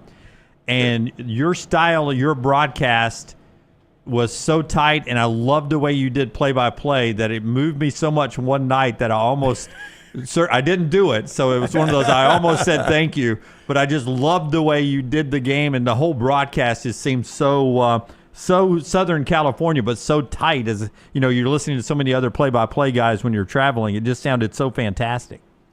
I do the same thing, driving around and listen to as many games as I can and many different broadcasts. And, some of them are so regionalized and so local sounding, and some of them are bigger national broadcast sounding. And you just never know what you're going to get. It's always fun to listen to those guys. Yeah, you always get the random advertisers too. Like I remember one time catching Iowa State, and it was like Iowa Farm Bureau wants to remind you corn season is just around the corner. I love that. We are super excited. And I mean, full disclosure, Russell Terry heard us talking about the 31st anniversary of the OJ 405, June 17th of 1994. We talked about the 30 for 30, and he reached out to me. He's like, you got to get Pete on. Like, Pete has some incredible insight being out there when this thing was going on. And so that's kind of where it started, but there's a lot of different turns we'd like to take with you. What do you remember most about that day, though? Yeah, I was a piece of that by accident, really. I was working at what at the time was the USC flagship, an all-news or KNX in Los Angeles. And, the Bronco chase broke out, of course, and we're all watching. And my friend and statistician for many, many years called me. Mark Hoppy is his name. And by the way, you'll know Mark by one thing. When you watch the Kirk Gibson home run in the '88 World Series, his is the car in the right field parking lot whose brakes slam on. Left a little too early. Get a leg up on that traffic. Yeah. We never let him forget it. And so he calls me and says, this is awful, blah, blah, blah. And there's only one guy that could, he's going to kill himself. OJ's going to kill himself in the car. And there's only one guy that could stop him from doing that. It's his old coach, John McKay. I said, oh my God, you're probably right. And he said, do you have McKay's number? No, but I know somebody that does. So I called the guy that I know, Nick Pappas, Mr. Trojan, and he gave me John McKay's number, and I call McKay, and McKay's had a couple of beverages, and to no one's surprise probably, because it's 3 hours later on the East Coast. He's in Tampa, and I tell him, I said, we want to put you on the air. We want to put you in, you could talk to OJ on the phone. We knew that OJ was listening to us as well. Because we were watching our sister station on TV was Channel 2, CBS TV in Los Angeles. And so the sports anchor there, Jim Hill, had just talked to Al Cowlings, the driver of the car, and we could hear our broadcast in the background. He was listening to KNX at the time, following. So we're listening. And we knew he could hear us. So I called McKay and I said, we could patch you in through because we know what the cell phone number is from downstairs. Then you could talk to OJ. And he said, that's great. I'd love to, but you can't put this on the air. None of this can go on the air. And so we all crammed into the little traffic booth at the radio station. There were probably 6 of us. And we listened as John McKay talked O.J. Simpson down off the ledge, basically, and saved his life. We had put him on the air first just to give him a plea because we knew he was listening to KNX. So, O.J., please don't, blah blah blah. And then we said, we could put you on the phone directly with him. And then we heard the whole conversation between coach and player. And it's like, OJ, I love you. I'll do anything for you. I'll stand behind you, and all of that. And so he he basically saved his life, for at least for a little while, for good or bad. For good or bad. Do you think, listening to that conversation, that without John McKay having the conversation with OJ, do you think it probably goes the other way? Oh, yeah, we thought so all along. Yeah. And apparently he did have a gun in the car. I don't know that he would have used it, but maybe. And it certainly felt like, from all accounts years later, that probably would have happened, yeah. Did you, we were talking with Pete Arbogast. He's the voice of the USC Trojans, also a longtime member of the LA media. Did you know OJ well? I mean, as I do the math, there was not a ton. I don't think there was crossover, obviously, when you were doing the games there. No, he was, a big hero when I was in junior high. Yeah, you were definitely not doing the games then. Yeah, I was trying. I was pretending. We turned down the sound on the TV on the replays at night, and that's how you get your start. No, and I only met him one time. Of all the things, I was covering the USC women's basketball team at Pauley Pavilion when they were playing in an NCAA tournament game, and I found out through our media guy, through our news assignment people, that OJ and Marcus Allen, who were good friends, were upstairs at the tennis center watching the Pacific Southwest tennis championships together. So they said, go up and talk to him. So I went upstairs and I actually sat between both of them and interviewed them in tandem, which was kind of fun.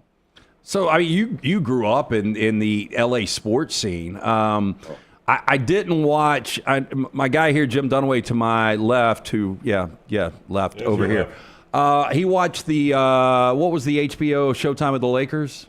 Oh, yeah, Showtime. Yeah, I watched it one time. It was a little too sensationalized for me. But Jerry Buss, back in the day, the Forum Club. Did you ever go to the Forum Club? Do you have any good Buss Lakers stories?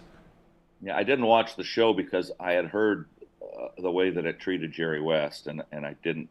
Jerry's a good guy, and I didn't want to watch that, so I've not watched it, and I won't.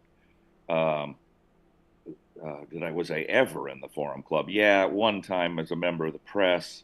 They had a little reception for us, but that was for us and nothing else. The only near the Forum Club story I have is about Jerry West, and it was during the NBA Finals. Jerry's a very nervous guy and didn't want to watch the game, and so he stands in the tunnel at the old Forum between the Forum Club and watching the game, and he's watching it. He'd watch a little piece of the game, and then anyway, the game was getting close to ending. I think it was the series against Detroit, and the Lakers won the series. And I wanted to get in the locker room quickly. The press area is up higher than that on a different level. So I came down and I stood in that exact place, waiting for the game to end so I could hustle down and get to the locker room so I could get my interviews and such. It was the last game of the series. And there I turned my head and I see Jerry West, and he says, he asked me who I am. He didn't know who I was, and I introduced myself. He goes, "Oh, yeah, I listen to you all the time." He said, "Do me a favor, would you? Just tell me what's going on, because I can't watch it." So he's standing against the wall, looking the other way, and I'm giving him radio play-by-play of the game that I'm watching to an audience of one. The great Jerry West. Did you pause for station ID? Did you do everything? I love that. Well, I said they're going to timeout now, and then he could turn around, of course, and watch the Laker girls. The Laker girls. Pete Arbogast is with us. Greatest moment of USC football you called. Now, you obviously were on the other side of one of the great moments. That was the Vince Young play that a lot of people remember. But what is the greatest USC moment you've seen? That game, I'll tell you the little secret. I've never listened. I listen to every game I do back, and I have never listened to that game back. There were 8 or 11, I forget the number of plays that if one play changes, USC wins that game. One play. Yep. The knee is down, and they gave him a touchdown anyway. The lateral by Bush. I mean, there's so many plays that you can go back to. So I've never watched it, never listened to it, won't. The Bush push game was pretty good. Now that 4th and 9 pass to Dwayne Jarrett down the side, and then getting the Bush push in there was, as it turns out, pretty spectacular. There are, anytime you beat Notre Dame or UCLA, it's great. Anytime you win the Rose Bowl, it's great. That Penn State Rose Bowl game was pretty exciting in 2017. Came from a couple touchdowns back, and everything looked lost. They ended up winning it on a field goal at the end of the game. So there've been a few now. There've been a few, and peaks and valleys, of course. Oh, sure. Get a lot of the other side as well. You mentioned the Notre Dame game. There's been a lot of chatter this offseason because the contract doesn't extend past this year. Zero chance that rivalry dies, right? Nobody on either side wants that one to end, do they? It's the greatest intersectional rivalry in college football history. Yeah. And I understand that you want to schedule the Citadel 3 times, but no offense to the Citadel. But to lose a rivalry like that diminishes college football.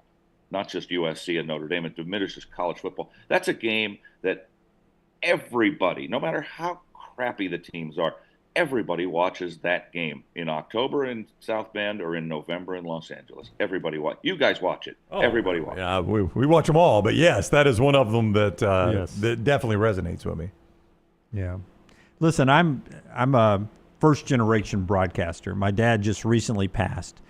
And I just was clicking around to learn more about you before the show, and your dad was in the business as well. And I'm reading some of his accomplishments. Do you feel like you've lived up to what the groundwork he laid for you? I mean, he voiced some characters on the Jetsons, all the great broadcasting stuff. Basically, he was a guy that came up with what turned into Jeopardy. I mean. What? I mean, it's amazing that your dad did all of that, and you're just trying to carry his water, it looks like. He was a huge sports fan and a radio guy. So he took me to ball games when I was very little. And early in my life, I was probably 7 or so, I went to the old sports arena and watched the old LA Classic. The SC and UCLA would host 6 of the best teams in the country in basketball. And then the next night I couldn't go, and he said, well, it's on the radio. And I'm like, what? I can listen to what? I had no idea that even existed at that point. And so I listened to the game that night, and I fell in love with Tom Kelly, my predecessor, calling USC basketball. And then a couple of years later, in '64, they put out an album of football highlights, including a game where SC beat Notre Dame, the number 1 team in the country. They're down 17-0 at the half, 120-17 at the end. And I remember being at the game, and now I'm listening to the highlights, and I kind of knew right then, I was 9, what I wanted to do. And I asked my dad, when do you think Tom Kelly's going to retire from that job? And he said, well, you'll probably be about 35 or so. I said, all right, I can wait. I could do that. So I practiced and got good at it, I thought, and got the job. So he kind of guided me, but he was in a different end of the business completely than me. A DJ, comedy writer, funny guy, mostly voiceover actor. But he was very supportive, no question. And there's one thing that you guys, at least you will remember him most famously for, growing up watching Sesame Street. Mm-hmm. Yeah. Because if there was an animated character on Sesame Street, a little fat guy walking out and saying, A is for apple. That's my dad. He did 100% of those, which sent all of us through college. There's a lot of people under the age of 40 that really know nothing about the Manson murders outside of Once Upon a Time in Hollywood, the Tarantino film, which I love, by the way. You grew up in L.A. You went to John Marshall High School. What was it like? I guess you were a teenager, because I remember the Atlanta child murders. I was young, and I just thought they were going to creep over to Birmingham and somehow get me. That's right. Not enough in Atlanta. We got to go to Birmingham. But, I mean, growing up with that crazy-ass clan, what was that like? Well, we didn't know anything about it at first, of course. It ended up that I have 2 small things that I was involved in. One, Frank Struthers, whose parents were Lino and Rosemary LaBianca, who got murdered by that Manson family, was a friend of mine and we were in scouting together. And so we had gone on a weekend trip with our scouting director from our elementary school, Mr. Bodie, our 6th grade teacher. And we got back late at night and dropped Frank off at his house and said, you want us to come in with you, make sure you get in okay? And he said, no, I'll be fine. And he went to the door, and we left, and he went to the door, couldn't find the key. And so he went across the street, got his sister out of bed, and she got the key and came over and unlocked the door, and they found their parents murdered. So we didn't know all that at the time. We found out about it a couple of days later because we didn't see Frank for a few days. And the other half of that is I lived on a street nearby, it was probably a mile away. And that Saturday morning, I got up, and the same guy, my statistician, lived about 2 houses away from me. We were kids. And so we would get up on Saturday morning and play ball in the street and in his backyard and whatever. We're just goofing off. And I went to his house, and he wasn't up. And so now I'm trying to rouse any of the kids on the block. There are about 30 kids on our circular street. And I'm walking around the street, trying to bang pots and pans to get everybody to come out and start playing. Let's go. And I got down to one side of the street, and there's a dead cat hung with a noose off of somebody's garage, and it's flayed open, and in blood on the garage is the word pig. Wow. And I'm like, what the hell? Well, I didn't say hell. Yeah, we caught the edit there, yes. Yeah, and I ran to my friend's house and pounded on his door, and we walked up there and saw it, and oh my God, this is awful. And now there's 30 kids in the street looking at this dead cat. And we didn't know what was going on, but it was in short order. The police were there and cordoned off the area and took 1,000 pictures and talked to us about what we had seen, which was nothing. And then, of course, we found out about the Manson murders within a day or so. What had happened in our neighborhood? Wow! A bit of a scary time. There's one other sidebar. If you read the book Helter Skelter, they talk about going up to a big house with a giant bay window and a large lawn in front of it overlooking our area. And they looked in the window and saw a couple of kids sleeping on the floor in that room. And this is the Manson family, so they decided to go away, and they didn't. They actually went back to that house a few days later and rearranged the furniture. It's kind of comical. Really? But it was my little brother, John, and his friend who lived in that house were just having a sleepover that night, and they stopped their family from being murdered because there were 2 kids in the front yard. Wow. So real quick, going back to December of 2000, Pete Carroll gets hired by USC. I don't think there was any expectation, not a lot of expectation. I think he was the 3rd or 4th choice at that point. You go back 3 years ago when Lincoln Riley's hired, the expectation is through the roof. As we go into year 4 for Lincoln Riley, how do you think this ultimately plays out? Well, Pete recruited so well right away, and the cupboard wasn't bare. So it didn't take him long. That first season, they were 6-6, but they were competitive, and then it took off after that. And his coaching staff was very adept at coaching and recruiting at the same time. Now the landscape has changed. You can't even identify it anymore. It's so ridiculous in college football these days compared to what it was then. Lincoln came in, but Lincoln's cupboard was completely bare. There were no offensive or defensive linemen. There was just nothing. So we knew it was going to take a little while to rebuild, and it certainly has. This appears to be, the upcoming season appears to be the first one where they're probably going to be back on track, like 9-3, 10-2, maybe. We've been burned before. I drink the Kool-Aid readily and heartily. So we're hopeful this year, and then with the recruiting that's been going on the last few years, believe that 2026 is a team that probably will be in the national championship picture, in the playoff picture for sure. They think they got a shot at going to the playoffs this year, even though the preseason rags are picking them to come in the middle of the pack in the Big Ten, but they may be a little better than that. I say this with my broadcasting friends in the SEC, knowing they stop at places like Starkville and Fayetteville and other little villes in the South. Do you miss the old Pac-12, Pac-10, Pac-8 stops now that you're in the Big Ten? Do you miss the Pullmans and the Corvalises? Or I like Pullman. Yeah. Pullman's a cute little college town, really nice. Corvallis, I thought, was the armpit of the conference. I do not miss Corvallis at all, and nor any of the others. I miss playing Cal and Stanford because you go to San Francisco, and those were rivalries that go back into the early 1900s. And I hope somehow we figure out a way to schedule them as one of the non-cons. But I don't care. Put a team on the field with another team. One of them's my team. I'm happy. I'll call it. And plus, here I am with 6 or 7 years to go in my career. I just turned 70. So, if I get to 2030, I'll do parts of 6 decades. That'll be great. Wow. I'll be eligible for the College Football Hall of Fame, God willing. I get to go to new places. I'd never been to the Big House. Last year we got to go there. We'd never been to Maryland. And this year there's a couple others that I get to check off. And by the time I'm done, I will have gone to all the Big Ten cities. And that's new. We go to Illinois this year. Never been. Going to be fun. I've been to some of the others, Nebraska, but I've never been to Iowa. I've never waved to the kids in the hospital. So there's a lot of interesting things that are coming up, along with some pretty good football.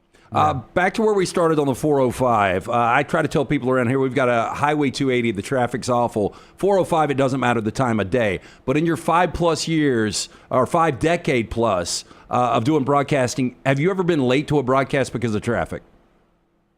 No. I missed a couple of broadcasts completely. Not SC games, though. Back in the earlier days. Flat tire on the way to the China Lake Naval Weapons Center in Saracoso in the desert to do a Riverside City College basketball game, and we just never got there. And I thought they were going to find our dried, bleached bones in the desert after, it took us hours to just flag down a ride to get back to Victorville, which is not exactly Los Angeles, just to get the tow truck to come and get us. I was doing UC Riverside basketball. No, not UC Riverside. UC Irvine basketball on TV, and season's over. They got one more game, but we weren't scheduled to do that one. And I'm sitting in my house in Venice Beach, and I got a call at about 6:45. The producer says, "Where are you?" I said, "I'm in Venice. Where are you?" "Well, we got a game to do tonight." And I said, "Well, it's not on the schedule." He said, "Oh, you didn't get the updated schedule?" Geez. So I missed that one. It was their fault, not mine. You didn't get the updated schedule. Clearly, no. I'm in my living room. I did not. Well, Pete, thank you very much for the time. August 30th, Missouri State. So that's when we'll hear Pete next. We got Missouri State and Georgia Southern with Clay Helton. That's right. Former SC coach coming in, and then it gets interesting after that. Yeah, Big Ten schedule after that. So no Citadel this year. No Citadel. You got Missouri State. Close enough. Missouri State's in their first game in D1. They're moving up, so good luck. Cash a check. Pete, thank you very much for the time. It's been a pleasure speaking with you. I hope the remainder of your summer's fantastic. It will be, believe me. A lot of body surfing coming up. Well, enjoy that. Take care, Pete. Hope you make it in the ocean too. I'm on my way right now. I'm going right from this. I'm going out the door and into the ocean. Beautiful. We'll do it. Thank you, Pete. Take care. Pete Arbogast with us, the voice of the USC Trojans and L.A. media royalty on the Alexander Shunnarah Trial Attorneys Hotline. I had never heard the John McKay angle. Have you guys ever heard? I've heard. I was going to say that. I thought everything you could hear about that day with OJ. I never knew that McKay talked him off the ledge like that. It's fascinating. And to be the guy that pretty much brokered that deal, that's pretty crazy. Because I guess McKay was just going to sit there and let whatever have told happen. us a long time ago. I mean, I guess that was another red flag that he was probably guilty, right? Yeah, that he was going to off himself. Yeah. Well, wasn't the rumor was he was going to? No, had she been buried by then? Wasn't he going to go to the grave and kill himself? Oh, I never heard that. Or somebody's grave. I never heard She had not been buried then, right? Because she had just been killed. He was going to go to. I thought the rumor was they were headed to a cemetery and he was going to kill himself on someone's gravesite. And he's passed now, right? OJ, yeah. Al Cowling's still with us, isn't he? AC still here? AC, I think, still is. That's crazy. He found one of the dead cats from the. I know. The Manson murders. You know the guy's lived a life, hasn't he? One of the most random things. His neighborhood, man. It should be its own Netflix series. That was a dark turn in that interview, by the way. One of the funny things not funny. I mean, it's hard. I guess you got to find humor in some of this, though. With the OJ deal was when the first time Al Cowlings called the police. And he's like, I got O.J. Simpson in the Bronco. Okay, sir, who is this? This is AC. Sir, you're going to have to... Al Cowlings, man. He was all pissed that they didn't know who AC was. I'm Al Cowlings. You don't know who AC is? That really was his 15 minutes of fame. Him and Cato, Caitlin. Oh, Cato. Yeah, I guess everybody involved with that trial. Yeah, pretty much. I can't remember any of them. I mean, now, are the yes. Kardashians what they are without that trial? I mean, their old man was a very successful attorney, but he went next level after that. I don't know if they are. Yeah. Yeah. I don't know. Kevin, one of the listeners, says she was buried. He wanted to go to her grave and shoot himself. That's what I remember. He confirms what you're saying, yeah. Yeah, but I didn't remember there being that much time between her death and the interstate chase. I guess I'm wrong about that. It seemed like it was almost instantaneous. Like, she died, interstate chase the next day is the way I remember it happening. Yeah, But maybe I'm wrong. I thought he had left town and came back and gone to the funeral. Okay, I guess so. Yeah, but I remember there being a gravesite involved, and that was the speculation because he did have a firearm in the Bronco that he was going to kill himself somewhere.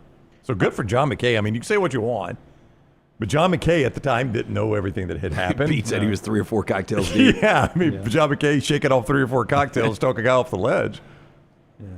Kevin saying as he remembers it was several days later. Always appreciate your comments in our chat room, and you can always jump in there. Remember, like, subscribe, and give us a thumbs up.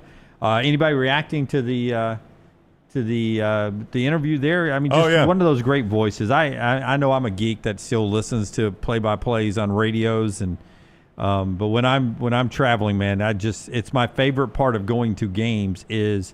That's why I love a 2:30 kick that when I'm leaving after all my late work, I can catch a game on the way home. Oftentimes it's a West Coast game. Oftentimes it had been Pete who had just joined us on the USC broadcast over the years. Yeah, I like catching those late games sometimes. A lot of people were stunned like we were at all the things that he's kind of been either involved in or had some sort of tertiary involvement in, just being in connect LA. his dad to that and go back to Sesame Street and the Jetsons. The Jetson voices, and they wrote a bit for the Steve Allen show that turned into Carson's where he puts it up. Karnak, yeah. and that led to Jeopardy, where you basically what is you answer with the question.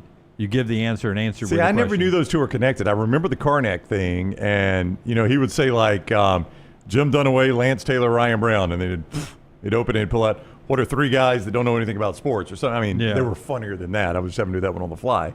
But I never have thought about the fact. You never wrote for the Carson show. I never wrote for the Carson show, as it turns out. But I never thought of the fact of the attachment to Jeopardy with that. But now that you think about it, there is an attachment. And he was the PA announcer for the Dodgers at Dodger Stadium for 4 or 5 years. Yep. He, I don't want to brush over it, but I think the guy who preceded him there had passed away, so he jumped at that opportunity as well. I do love that one of your best friends is the brake. I've always noticed those brake lights in the Kirk Gibson home run because I've heard it multiple times though, because we had a guy in the Jayhawk League, Cypress. Hey, that was my coach. That was him leaving.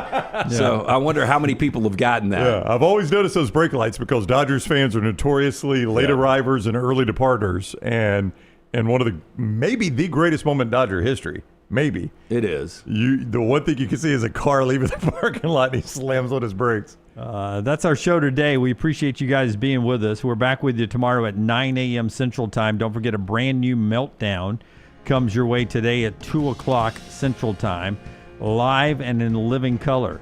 And don't forget to like and subscribe. Go back and listen to Pete if you missed any of that.